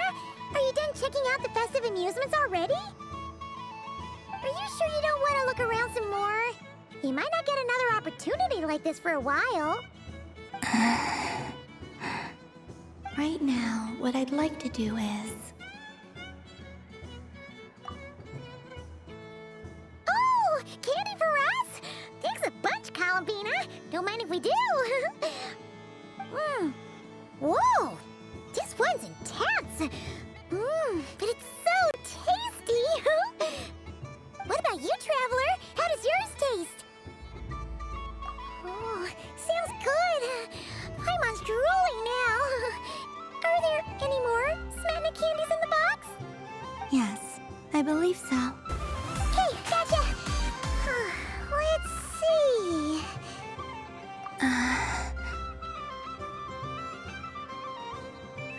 Sure! This one, and yep, this one looks right too. Okay, that's 3. Here we go. 1 per person. It's so sweet.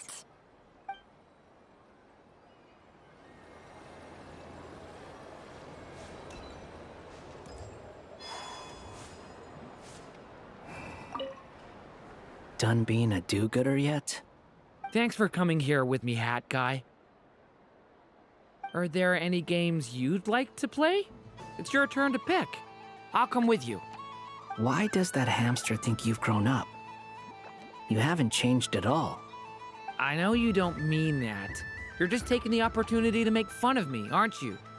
Even if you won't admit that taking some time to compose yourself is important, I can see that you're doing it in practice. Otherwise, you'd have taken off your hat and flown away by now. Looks like Albedo's socialization program has been far more useful to you than all those Vahumana textbooks. I thought you'd actually spend your precious time doing something more worthwhile. Everyone has to take one? Well, fine. I'll take mine.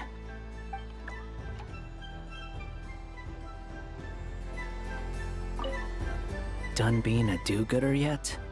Thanks for coming here with me, Hat Guy.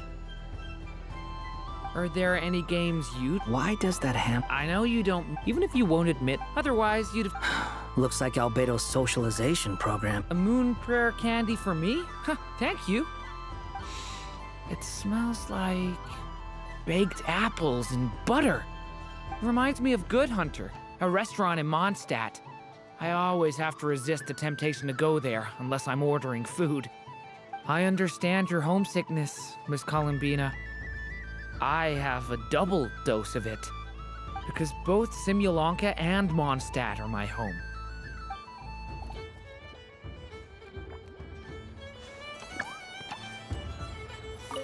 If all the prizes are gone, I might as well close up shop for the day.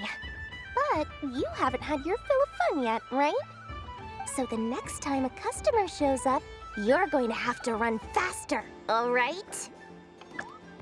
And remember, run out of the rings, not into them. Oh, a gift for me? Lord Sangamabe really is going up in the world.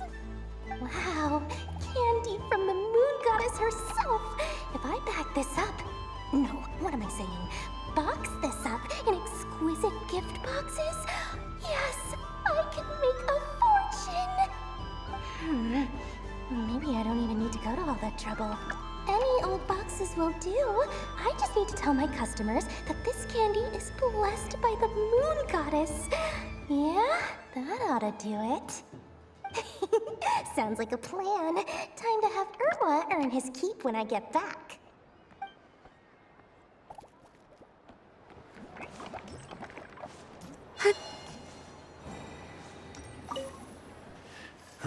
It'd be rude to just leave without saying anything. But at the same time, I don't want to barge into their lively conversation just to announce that I'm leaving. I guess I'll just wait a little longer. Huh? Albedo? This sketch is for you, Grandmaster. Oh, a gift for me. Thanks. Let's see what you've done for me. The North Wind left in the lurch. Thank you. It seems I've picked lemon. It strikes a good balance between sweet and sour. This has piqued my curiosity. What if we were to add citrus and other spices, then enhance the flavor via caramelization? I wonder what the end product would be like. Perhaps I should take the time to try this out.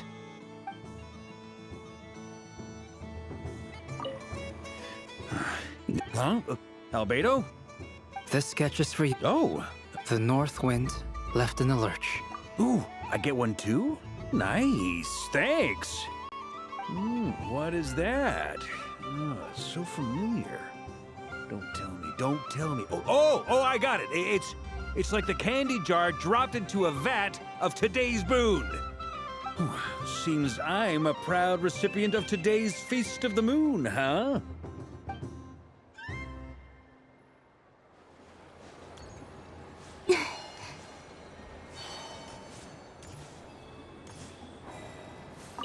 Something about festive lighting always has a way of putting the warmest smiles on people's faces.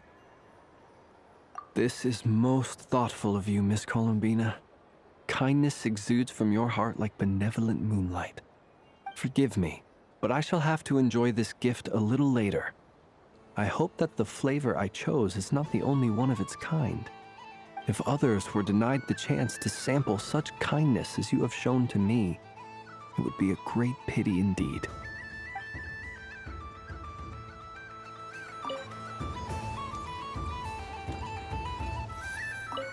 Yes.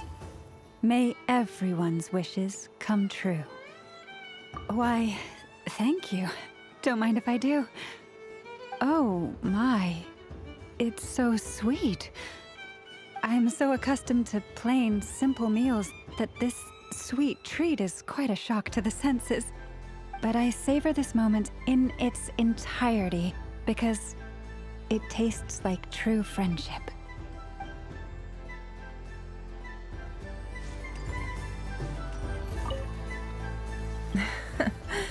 That was fun. It's a shame Ashru doesn't like playing with water, or I'd have roped him in as well. Oh, a gift? You shouldn't have, Miss Columbina. Very nice indeed. Candy is one of many luxuries that the desert folk could never afford. How I yearned for candy when I could not have it. Yet, now that it is readily available to me, I never seem to crave it. May your moon prayer night be one free from regrets.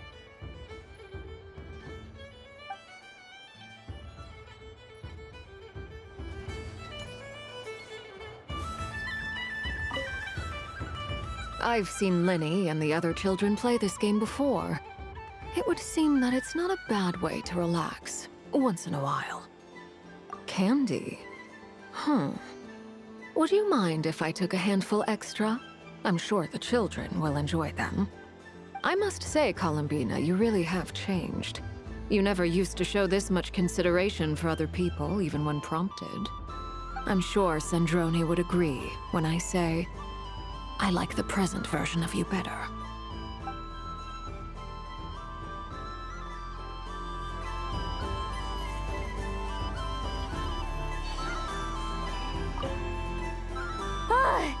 I just had a water fight with 2 Fatui Harbingers. Pretty scary, but also surprisingly fun. Aw, man, this feels kinda wrong. Like, shouldn't we be the ones giving you candy rather than the other way around? I guess I'll just take one. What flavor is that? It tastes like getting a mouthful of muddy grass. After being rear-ended by a blunt-horn rhino, then face-planting the ground. I'll never get this taste out of my mouth. It's delicious.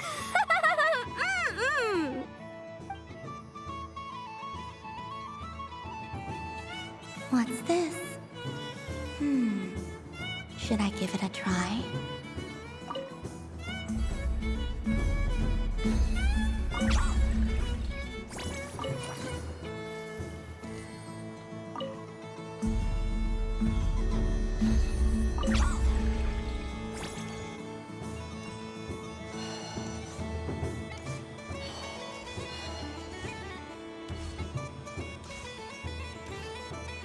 The robot show will now begin.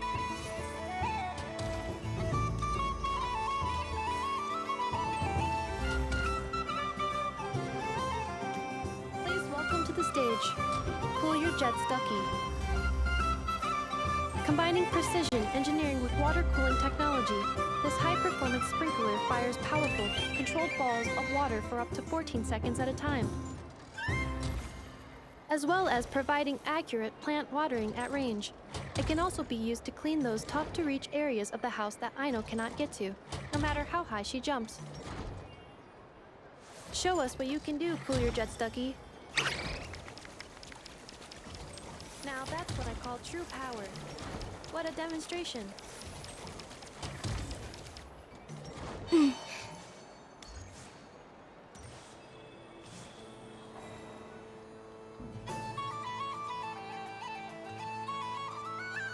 What is going on over here? It looks like fun. Hold it right there! You can't run away from me, Moon Goddess. Are you talking to me? Of course. Do you see anyone else here dressed up as the Moon Goddess besides me and you? Hey, come on. Call me by my title. Happy Moon Prayer Night, Moon Goddess. And the same to you. Anyway, there's no time to waste. Get ready for the duel of a lifetime. Duel? Meet my partner, Stacko. Come on out, Stacko. Well, don't just stand there. Let's see your partner. Partner?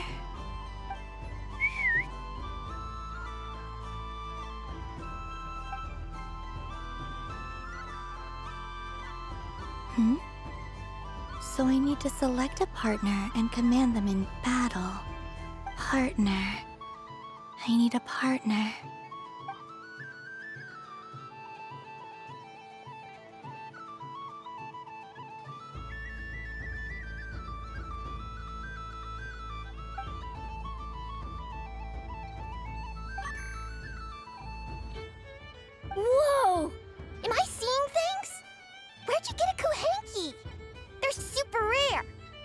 that's great. But you can only bring one partner to battle against me and Stacko. No ganging up allowed. They all look so eager to be picked. Which one should I choose?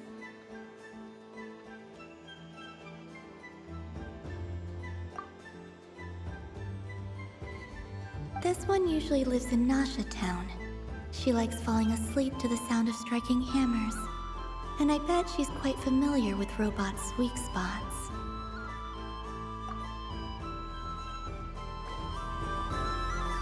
Testing! Testing! Oh, this is an emergency broadcast! An exciting battle is about to take place right here at the Nasha Town Special Arena! In this corner, we have the Moon Goddess and her robot partner.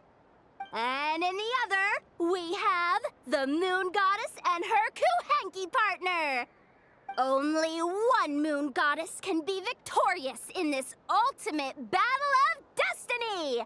But who will it be? There's only one way to find out.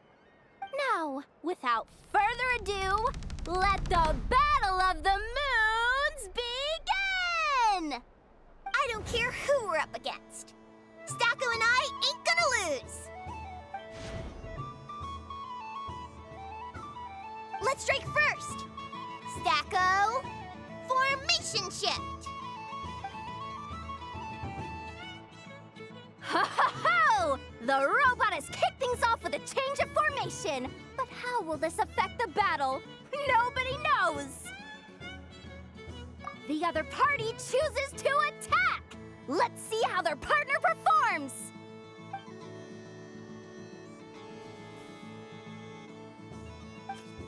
Stacko! The attack lands!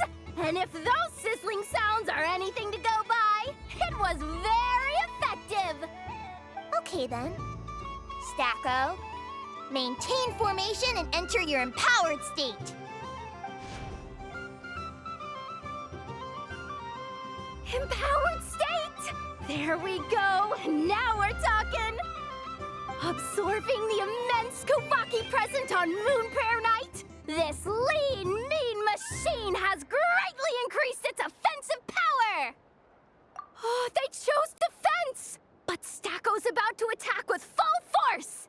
Is it too little too late? The battle is heating up fast! I'm about to start sweating machine oil over here! Go for it, Stacko. Set Kuvaki to maximum.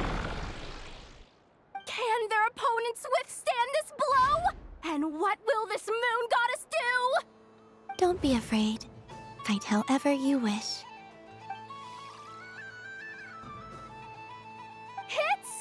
It's a moon lane! A deft use of a moon lane allows the Kuhenki to dodge the blow. And now it's spiraling around its foe in circles!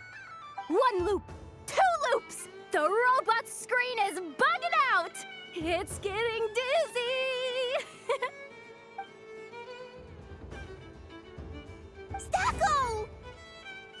Oh, Stacko is down for the count! Our winner is the Moon Goddess! The slightly taller one, I mean. You did your best, Stacko. I'll take you to Ainos for a checkup right away, don't you worry.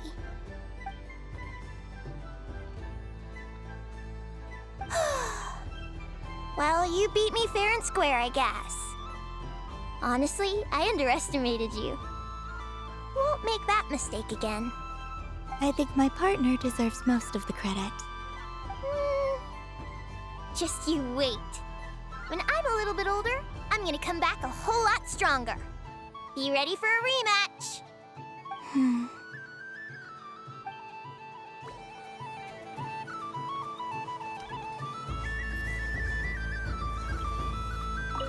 What's there to see on that moon anyway?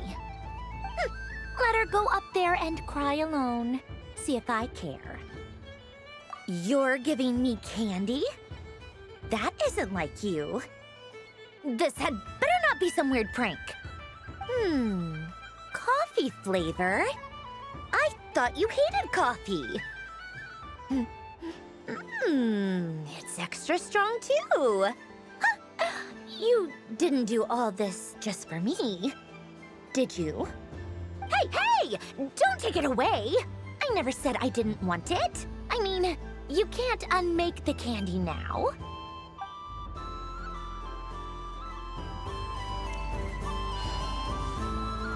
The robot show will now begin.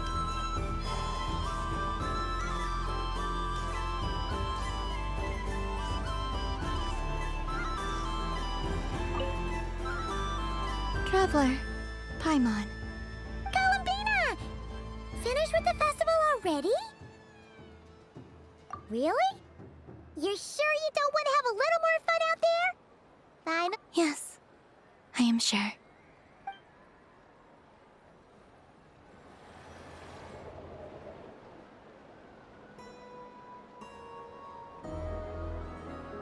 This was the most fun I've ever had on a moon prayer night. Everywhere I went, people were saying, "Welcome home," and there were friends at every turn. I only wish it could last longer than one night.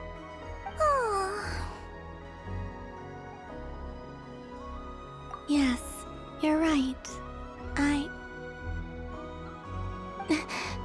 The moon prayer blossoms.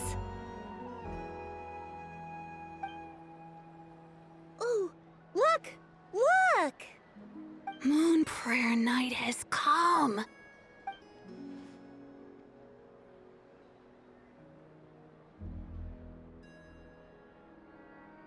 The moon. It's so beautiful. Happy Moon Prayer Night, dear.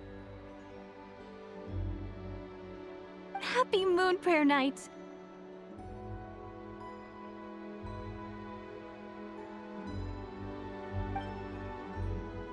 Happy Moon Prayer Night.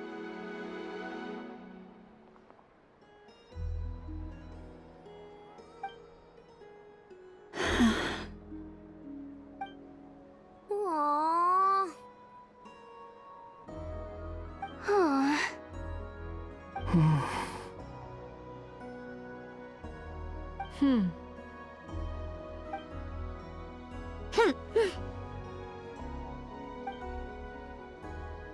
Time flies when you're having fun.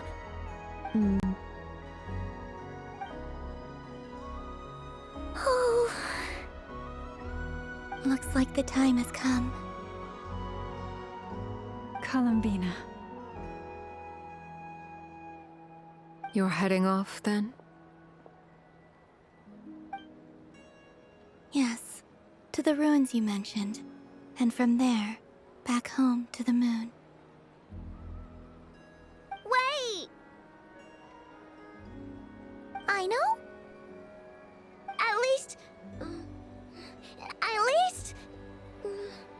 Take one of our craft shop's crumb cookies up to the moon with you. You know, for a snack. Sure, why not? The Curatorium of Secrets believes in proper farewells.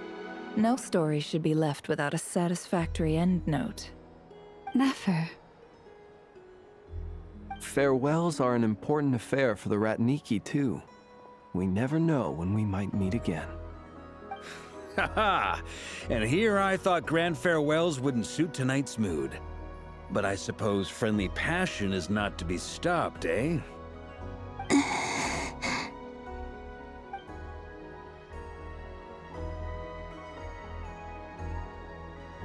We made a little something for you, Columbina. Ta-da! What is it? A Moon Prayer Night greeting card with drawings by all of your friends.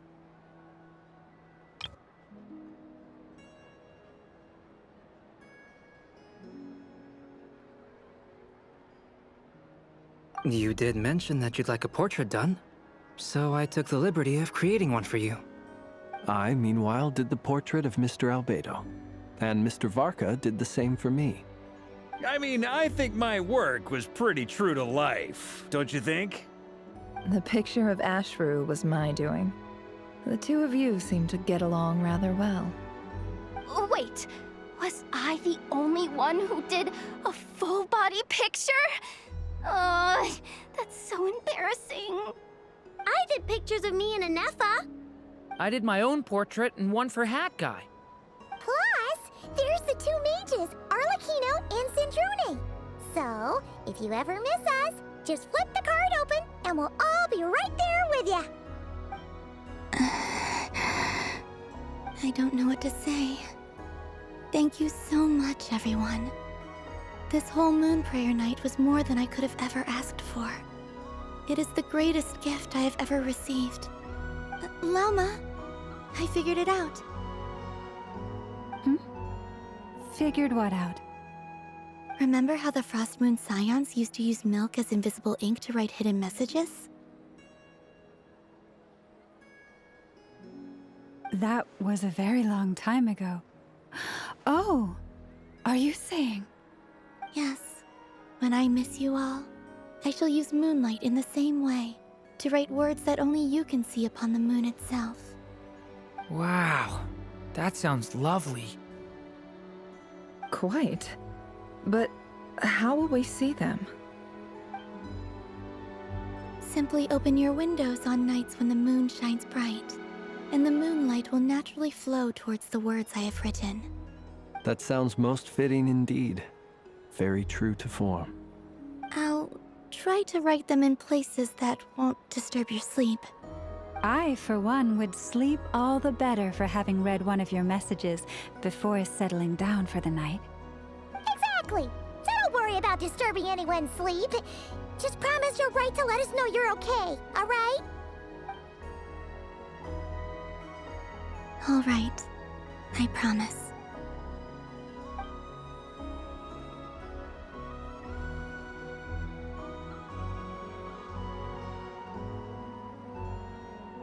In that case, Columbina.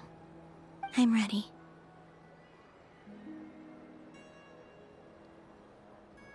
Very well. Let's go.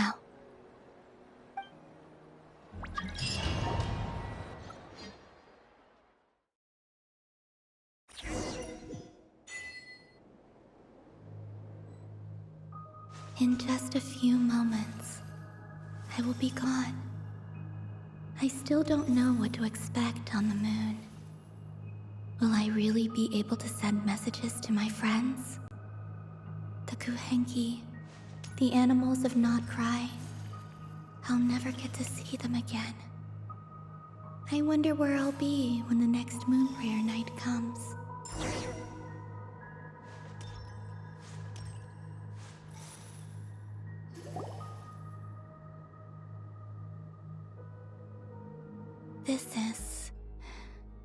This is where the people of Hyperborea used to communicate with the moons.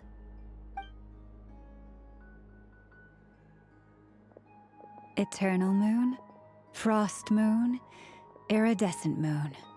When the power of all three converge, the gate to the moons shall open.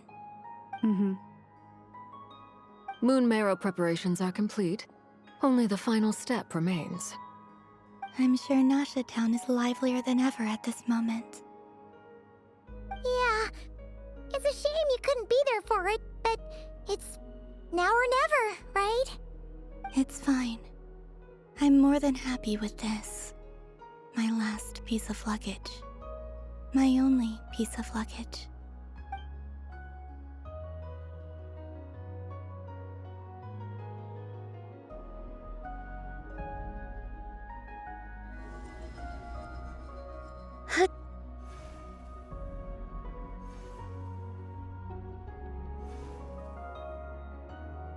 I can already feel the moon calling to me.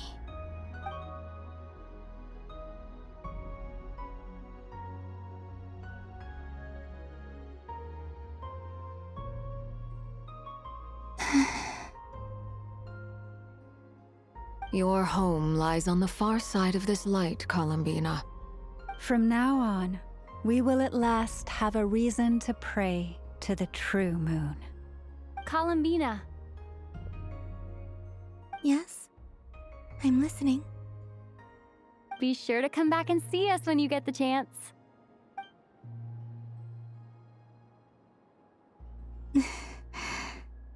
Of course. But if that chance doesn't come, then remember that you have friends on this planet. People who will miss Columbina. Yes, I will. Thank you for everything you've done for me. And remember, come night or day, the moonlight shall always connect us. Well then, farewell, my friends.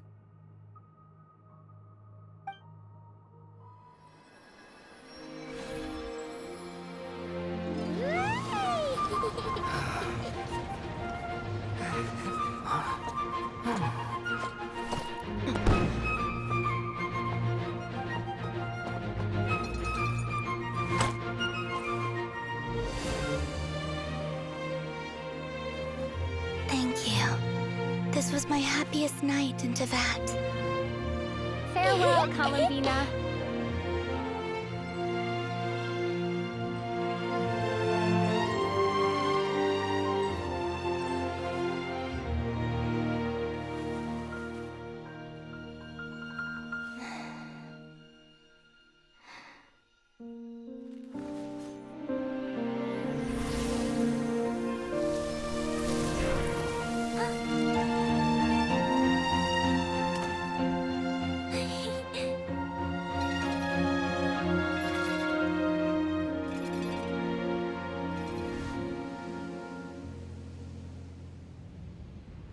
The moon really is closer than ever tonight.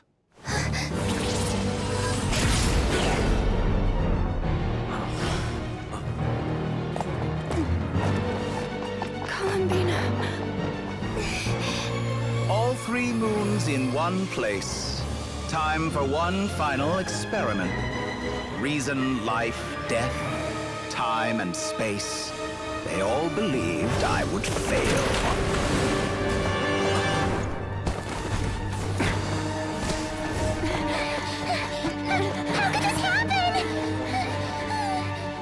But Teyvat's primordial power never did belong to the throne of heaven. And now, they are mine.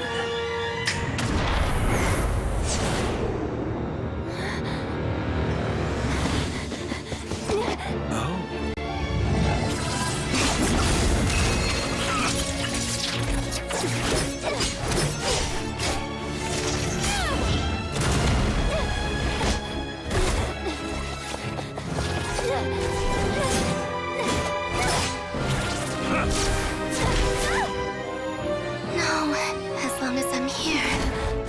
The Doctor is free to wield the 3 moons' power.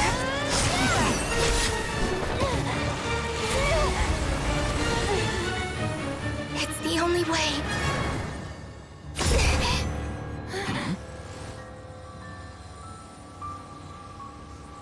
I guess I won't be going home today. Columbina! No!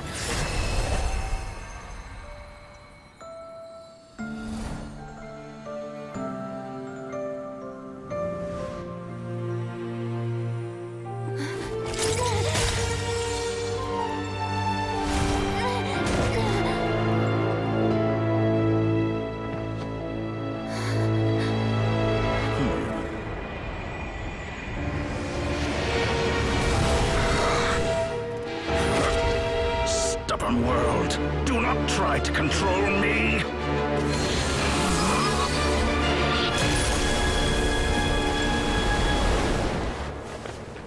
Columbina.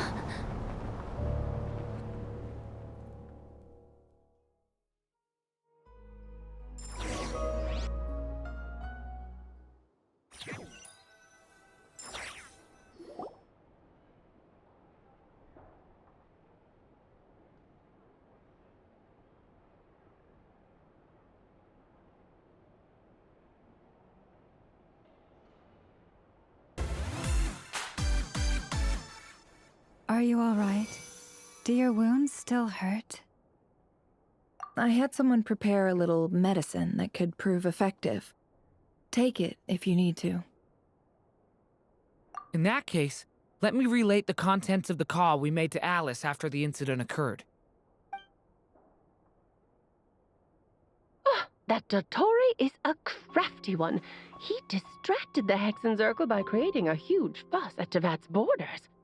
I'd assumed that the cause was an abyssal intrusion from the outside world, which in fairness is a rather common occurrence. But after learning that you managed to influence the phantoms in Nod Krai, I realized that perhaps this interference could have come from within Tevat instead. But we weren't able to change their fates. True, you couldn't change how their stories ended, but you did build some variables around yourself. Variables? Yes, things you heard that you could not otherwise have learned, ideas that would otherwise have never crossed your mind. All these things are variables. Of course, most variables usually pale into insignificance with the myriad of possibilities floating around. But the moment you start treating them as building blocks and intentionally stacking them, that changes things. That's what Dottore did, and it's how he created the necessary conditions so that when you activated the portal tonight, it played right into his plan. However, we have no way of knowing exactly what he did. Yeah, we also need to ascertain Columbina's status. And that about sums it up. As I suspected, Dottore has disappeared completely. If it's any consolation, he wasn't able to control Columbina as he might have wished to. Oh no!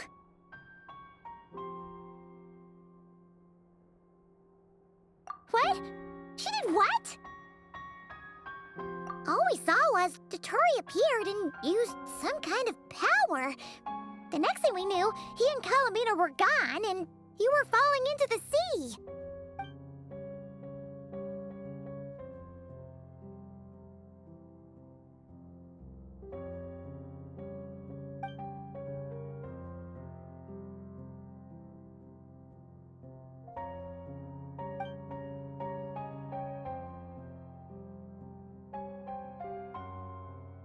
So, Columbina intentionally opened the Moon Gate and escaped into the same mysterious world as Rerir and Thalindis.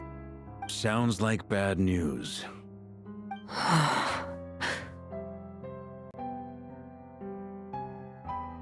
Seen in that way, the Trilunar Syzygy and Revir's emergence, Dottore might have been pulling the strings in both cases. According to Miss Alice, he is attempting to transcend his destiny and finish an experiment that only a god might complete. An utter lunatic. Wait a sec, where's Hat Guy? Seems like he'd want to be here for this. He took off with the Dodo communication device after we spoke to Alice.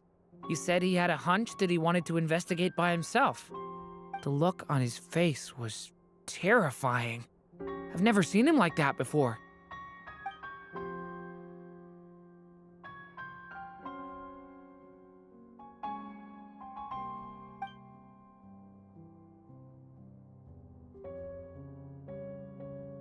I'm back. Hat Guy! I went to look for the Hyperborean phantoms again. I think I've gotten to the bottom of it. I got them to talk to Nicole on the other end of the communications line. Turns out, the history they describe is different from how Nicole remembers it. Really? But how? Surely Nicole can't have been wrong. Because the phantoms are the ones who are deceived. They speak of a savior who appeared in their history. One who never should have existed. This savior promised to create a new moon within the false sky, and even bring back their moon goddesses. Foolishly, they believed in him, and told him everything he wanted to know about the moons. It's obvious that this was Dottore's doing. Now you mention it, the first time we entered the Hyperborean ruins, we heard the phantoms discussing their history, and I remember Nicole commenting that something sounded a little strange. But Dottore shouldn't have been able to get in there in the first place. He didn't.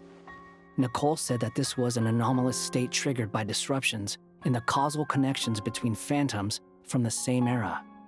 The variables that Dottore put in place were substantial enough that they even affected phantoms that he never met. So it's not that their memories were unclear. They'd been tampered with. That's exactly the possibility Dottore was trying to manufacture. He turned these variables into knowledge and engineered the situation so all that knowledge would fall into his hands. Then, he harnessed that knowledge on Moon Prayer Night to truly create a false moon. How is that even possible? To be precise, he exploited a weakness in the way the spell works. The spell senses Kuvaki to detect the moon's location. So, as long as the false moon more strongly resembled the moon than the frost moon beyond the skies, the gate would teleport Columbina to the false moon's location. In other words, to Dottore's side. Once he had her under control, the teleportation spell remained active, and he manipulated her power to seize both moon marrows. At that moment, the moon marrows disappeared right before our eyes. It was already too late, even as we were leaving the ruins. By then, Dottore had already amassed the power of all 3 moons.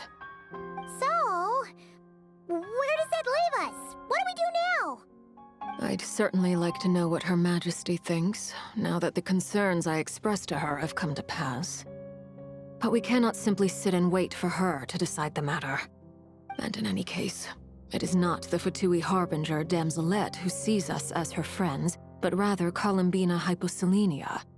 If, even in such extreme circumstances, Her Majesty will not lift the prohibition on Harbingers drawing steel against one another, then I will do as my heart demands. I will fight as Peruware instead. Oh, Arlecchino! Time is short, so I'll make the first move.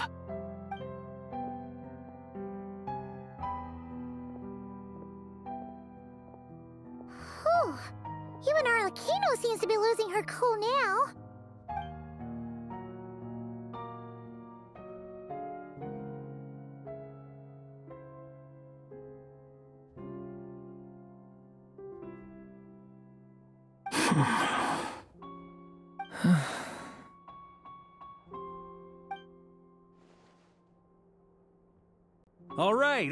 All right.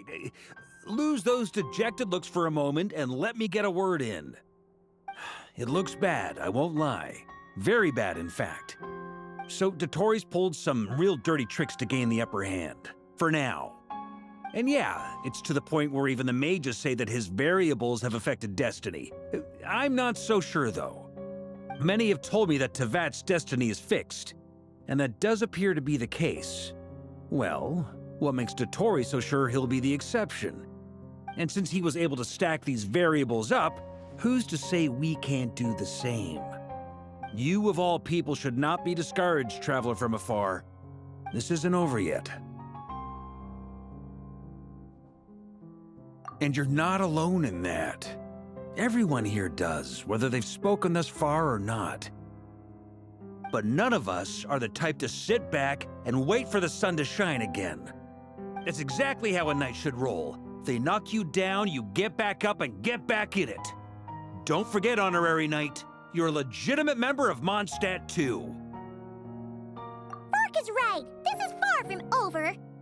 Dottore's already way overdue a butt-kicking given his past shenanigans. And after this, he's earned himself a double dose. That's what I'm talking about. How's everyone else feeling? I'll use Kuvaki to investigate Columbina's whereabouts. I am not ready to give up either. Leave the intel gathering to me. Whatever happens within Nod Krai's borders, when the Curatorium of Secrets wants to be in the know, we always find a way. Aino and I will do all we can to support you. We will attempt to reverse engineer Dottore's actions and seek a breakthrough that way. Alice and Nicole are busy dealing with an emergency at Tevat's borders, so they can't return just yet. But they're both very angry about this. They've asked Albedo and me to act on the Hexen Circle's behalf and do everything in our power to fight back against Dottore. Are you ready then? We're going to have to conduct a lot of research, even in the early stages. I'll do my best. As for me, I'm pretty familiar with Dotori's way of doing things, so I can try to predict his next move. I'll help with your investigation. Nice! Looks like we have our basic division of labor. I'll get in touch with Flint's and Itlua, get them to have a chat with their Starshiner. It couldn't hurt to bring the Lightkeepers on board as well. At the same time, I'll pass on instructions to the Knights present in Nod Krai to assist the Lightkeepers and other organizations in ensuring the safety of those living here. Yeah! We'll show him! That's it then. Good luck, everyone.